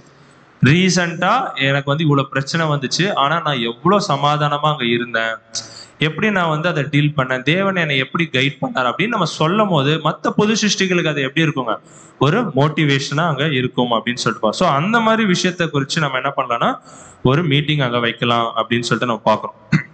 இதுல கூட வந்து பாத்தீங்கன்னா எந்த ஒரு மனுஷனையும் நம்ம என்ன பண்ணிடக்கூடாதுங்க, சாட்சி கூட்டத்துல பெருமை படுத்திடவே கூடாது. இந்த பிரதர்னாலதான் நான் இப்படி ஓடிட்டு இருக்கிறேன் அப்படின்லாம் நம்ம எப்பயுமே பேசாம தேவனை குறிச்சும் இயேசு கிறிஸ்துவ குறிச்சும் தான் அங்க பேசணும். அவங்களதான் நம்ம என்ன பண்ணோம், மகிமைப்படுத்துறவர்களா இருக்கணும் இந்த ஒரு மீட்டிங்ல அப்படின்னு சொல்லிட்டு பாக்குறோம். அடுத்தது வந்து பாத்தீங்கன்னா பேனல் டிஸ்கஷன். இது என்ன பண்ணுவாங்கன்னா இதுவும் ரொம்ப ஒரு முக்கியமான ஒரு மீட்டிங் அப்படின்றார். என்னன்னா ஒரு 5 பேரோ ஒரு 10 பேரோ என்ன பண்ணலாங்க, யாருன்னா நல்லா டீப்பா ஸ்டடி பண்றவங்க, ஓகேங்களா, பைபிளை நல்லா டீப்பா ஸ்டடி பண்ண ஒரு 5 பேரோ 3 பேரோ 10 பேரோ எத்தனை பேர் இருக்கிறாங்களோ அந்த எக்லீஷியால அவங்க என்ன பண்ணலாம்னா ஏதாவது ஒரு டாபிக் எடுத்துக்கலாம். வால்யூம்ஸ்ல இருந்து ரீப்ரின்ஸ்ல இருந்து ஏதாவது ஒரு டாபிக் எடுத்துக்கிட்டு அவங்க என்ன பண்ணணும், நல்லா படிச்சு வந்துட்டு ஒரு அந்த மீட்டிங்ல என்ன பண்ணா அவங்க வந்து ப்ரெசென்ட் பண்ணணும். இப்போ ஒரு டாபிக் எடுத்துக்கிட்டோம், அந்த டாபிக்கை குறித்து அந்த 5 பேருமே என்ன பண்ணுவாங்க, அவங்க படிச்சுட்டு வந்ததை சொல்லுவாங்க. அப்ப நிறைய பாயிண்ட்ஸ் எக்லீஷியாக்கு வந்து அங்க கிடைக்கும். கரெக்டா ஒருத்தர் வந்து இங்க பேசுறதோட இந்த மாதிரி பேனல் டிஸ்கஷன் வைக்கும் போது 5 பேரோட கருத்து என்ன ஆகுங்க அங்க வரும். ஸோ அவங்களுக்கு நிறைய பாயிண்ட்ஸ் வரும். ஸோ இந்த பேனல் டிஸ்கஷன்லாம் என்ன பண்ணா நிறைய நம்ம வைக்கணும் அப்படின்னு சொல்லிட்டு அங்க பிரதர் சொல்றாரு. அதே மாதிரி இந்த ஒரு மீட்டிங் எப்படி நடக்கணும்னா ஒருத்தர் வந்து பேசிட்டு இருக்கும்போது இன்னொருத்தர் பேசக்கூடாது. அவர் பேசி முடிக்கிற வரைக்கும் என்ன பண்ணுங்க, காத்திருக்கணும். ரொம்ப சாஃப்டா, ரொம்ப டிசிப்ளினா, ரொம்ப ஸ்மூத்தா, கிளியரா அந்த ஒரு மீட்டிங் அங்க போகணும். ரொம்ப லவ்வா அங்க இருக்கணும் அப்படின்னு சொல்லிட்டு சார். ஒருத்தர் வந்து ஒரு பாயிண்ட்டை தப்பா சொல்லிட்டார், தப்பானா அவருடைய வியூ வந்து வேற மாதிரி இருக்கு அப்படின்னா உடனே அடுத்த சகோதரர் அவரை தாக்கிலாம் பேசக்கூடாது.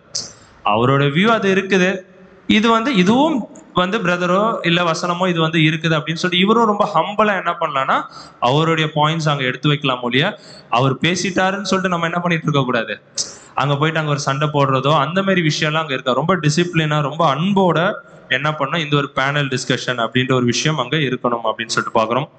கடைசியா என்ன ஒரு மீட்டிங் பாக்குறோம் அப்படின்னா பெரியன் டிஸ்கஷன். இது வந்து ரொம்ப ரொம்ப ரொம்ப யூஸ்ஃபுல்லான ஒரு விஷயம் ஒரு எக்லீஷியாக்கும் அப்படின்றாரு. பாத்தீங்கன்னா எக்லீஷியால இருக்க எல்லாரையுமே என்ன பண்ணுவோம், படிச்சுட்டு வர சொல்லிடும். ஒரு டாபிக்கை கொடுத்து அது ஒரு பேஜா இருந்தா இல்லைன்னா அரை பேஜா இருந்தா கூட எக்லீஷியால இருக்க எல்லாருமே என்ன பண்ணுங்க, அதை படிச்சுட்டு வரணும். ஓகேங்களா, எல்லாருமே என்ன பண்ணணும், அங்க படிச்சுட்டு வரணும். படிச்சுட்டு வந்துட்டு அங்க அந்த மீட்டிங்ல என்ன பண்ணணும், அவங்கவுங்க என்னென்ன புரிஞ்சுக்கிட்டாங்க அப்படின்றத என்ன பண்ணணும்னா அங்க சொல்றவர்களா அங்க இருக்கணும் அப்படின்னு சொல்லிட்டு. ஸோ அப்ப எக்லீஷியா ஃபுல்லா பேசும்போது நிறைய பாயிண்ட்ஸ் ஒவ்வொரு புது சிருஷ்டிக்கும் அங்க கிடைக்கும் அப்படின்னு சொல்லிட்டு நம்ம பார்க்கணும். ஸோ இதுவும் ஒரு முக்கியமான ஒரு மீட்டிங். கடைசியா ஒரு பாயிண்ட் மட்டும் பார்த்து இன்னைக்கு பாடத்தை முடிக்கலாம். பார்த்தீங்கன்னா ஒரு வசனத்துல இருக்கும் என்னன்னா, அவனவன் தன் மனதிலே முழு நிச்சயத்தை உடையவனாய் இருக்க கடவன் அப்படின்னு சொல்லிட்டு அங்க பிரதர் கோட் பண்ணுவார். என்ன அப்படின்னா, நம்ம கேட்குற பேசிக் சப்ஜெக்ட்ல இருந்து ஓகேங்களா, நம்மளுடைய சத்தியம் கேட்க காலத்துல இருந்து தேவன் ஒவ்வொருத்தரையும் ஒரு விதமா என்ன பண்ணுவாருங்க, வழி நடத்திக்கிட்டே வருவார். ஓகேங்களா, அவங்களுக்கு எவ்வளவு டேலண்ட்ஸ் இருக்கோ அதுக்கு தகுந்தாப்புல, அவங்க எவ்வளவு கேப்பபிளா இருக்காங்களோ அதுக்கு தகுந்தாப்புல ஒவ்வொருத்தரையுமே தேவன் என்ன பண்ணுவார்னா சத்தியத்தை அவங்களுக்கு வெளிப்படுத்திக்கிட்டே வருவாங்க. ஸோ இப்படி வரும்போது ஒவ்வொருத்தரும் இண்டிவிஜுவலா அவங்க என்ன பண்ணணும் அப்படின்னா அவங்க கேட்ட சத்தியத்துல ரொம்ப ஸ்ட்ராங்கா இருக்கணும். எப்படி அப்படின்னா திடீர்னு ட்ரினிட்டின்னு நம்ம சொன்னா கூட ட்ரினிட்டியை சப்போர்ட் பண்ற மாதிரி நம்மளுக்கு என்ன பண்ணணுங்க அங்க தெரியணும். செகண்ட் கம்மிங்கை குறித்து நம்ம பேசுறோம் அப்படின்னா நம்ம இண்டிவிஜுவலா ஒரு புது சிருஷ்டியும் வந்துருச்சா வரலையா அப்படின்ற ஒரு விஷயத்த நம்ம என்ன பண்ணுங்க, ஆமா தனியா நம்ம இண்டிவிஜுவலா அங்க சொல்றதுக்கு கேப்பபிளா அங்க இருக்கணும் அப்படின்னு சொல்லிட்டு நாங்க பாக்குறோம். இல்லைங்க, இந்த எக்லீஷியால இந்த நம்பிக்கை வச்சிருக்கிறாங்க, அதனால நான் என்ன பண்ணிட்டு இருக்கிறேன், அந்த எக்லீஷியாவுக்கு போயிட்டு இருக்கிறேன் அப்படிலாம் கிடையாது. புரியுதுங்களா, இது எக்லீஷியாவா காலிங் கிடையாது. தனித்தனியா இண்டிவிஜுவலா தேவன் என்ன பண்றாருன்னா ஒரு புது சிருஷ்டியுமே அங்க கூப்பிடுறாரு. ஓகேங்களா, ஸோ நம்மளுக்கு எந்த அளவுக்கு தேவன் நம்மளுக்கு வெளிப்படுத்தி இருக்கிறாரோ அந்த அளவுக்கு நம்மளுடைய தாளந்துக்கு தக்கதாக நம்ம என்ன பண்ணணும்னா அதை சொல்றதுக்கு நம்ம அங்க ஒரு புது சிருஷ்டியும் அங்க ரெடியா இருக்கணும் அப்படின்னு சொல்லிட்டு நான் பாக்குறோம். இல்லைங்க எக்லீஷியால சொல்லுவாங்க அதனால நான் அதை கேட்டுக்கிறேங்க, இதைதான் இருக்கலாம் அப்படின்லாம் நம்ம கேஷுவலா என்ன பண்ணிடக்கூடாதுன்னா எந்த ஒரு விஷயத்தையுமே நம்ம அங்க எடுத்துக்க கூடாது அப்படின்னு சொல்லிட்டு நம்ம பாக்குறோம். இதோட வந்து பாத்தீங்கன்னா 6th சாப்டருக்கு என்னங்க ஒரு முடிவு வந்துடுச்சு அப்படின்னு சொல்லிட்டு நம்ம பார்க்குறோம். அடுத்த வாரம் தேவனுடைய சித்தம் இருந்தா 22 டிசம்பர் என்ன பண்ணலாம்னா 7th chapter the law of the new creation, புது சிருஷ்டியின் பிரமாணம் அப்படின்ற ஒரு பாடத்தை நம்ம என்ன பண்ணலாம்னா அடுத்த வாரத்துல தொடர்ந்து நம்ம பார்க்கலாம். இது மட்டுமாய் பொறுமையாய் கேட்ட நம்ம அனைவரையும் தேவன் தாமே ஆசீர்வதிப்பாராக. ஆமென்.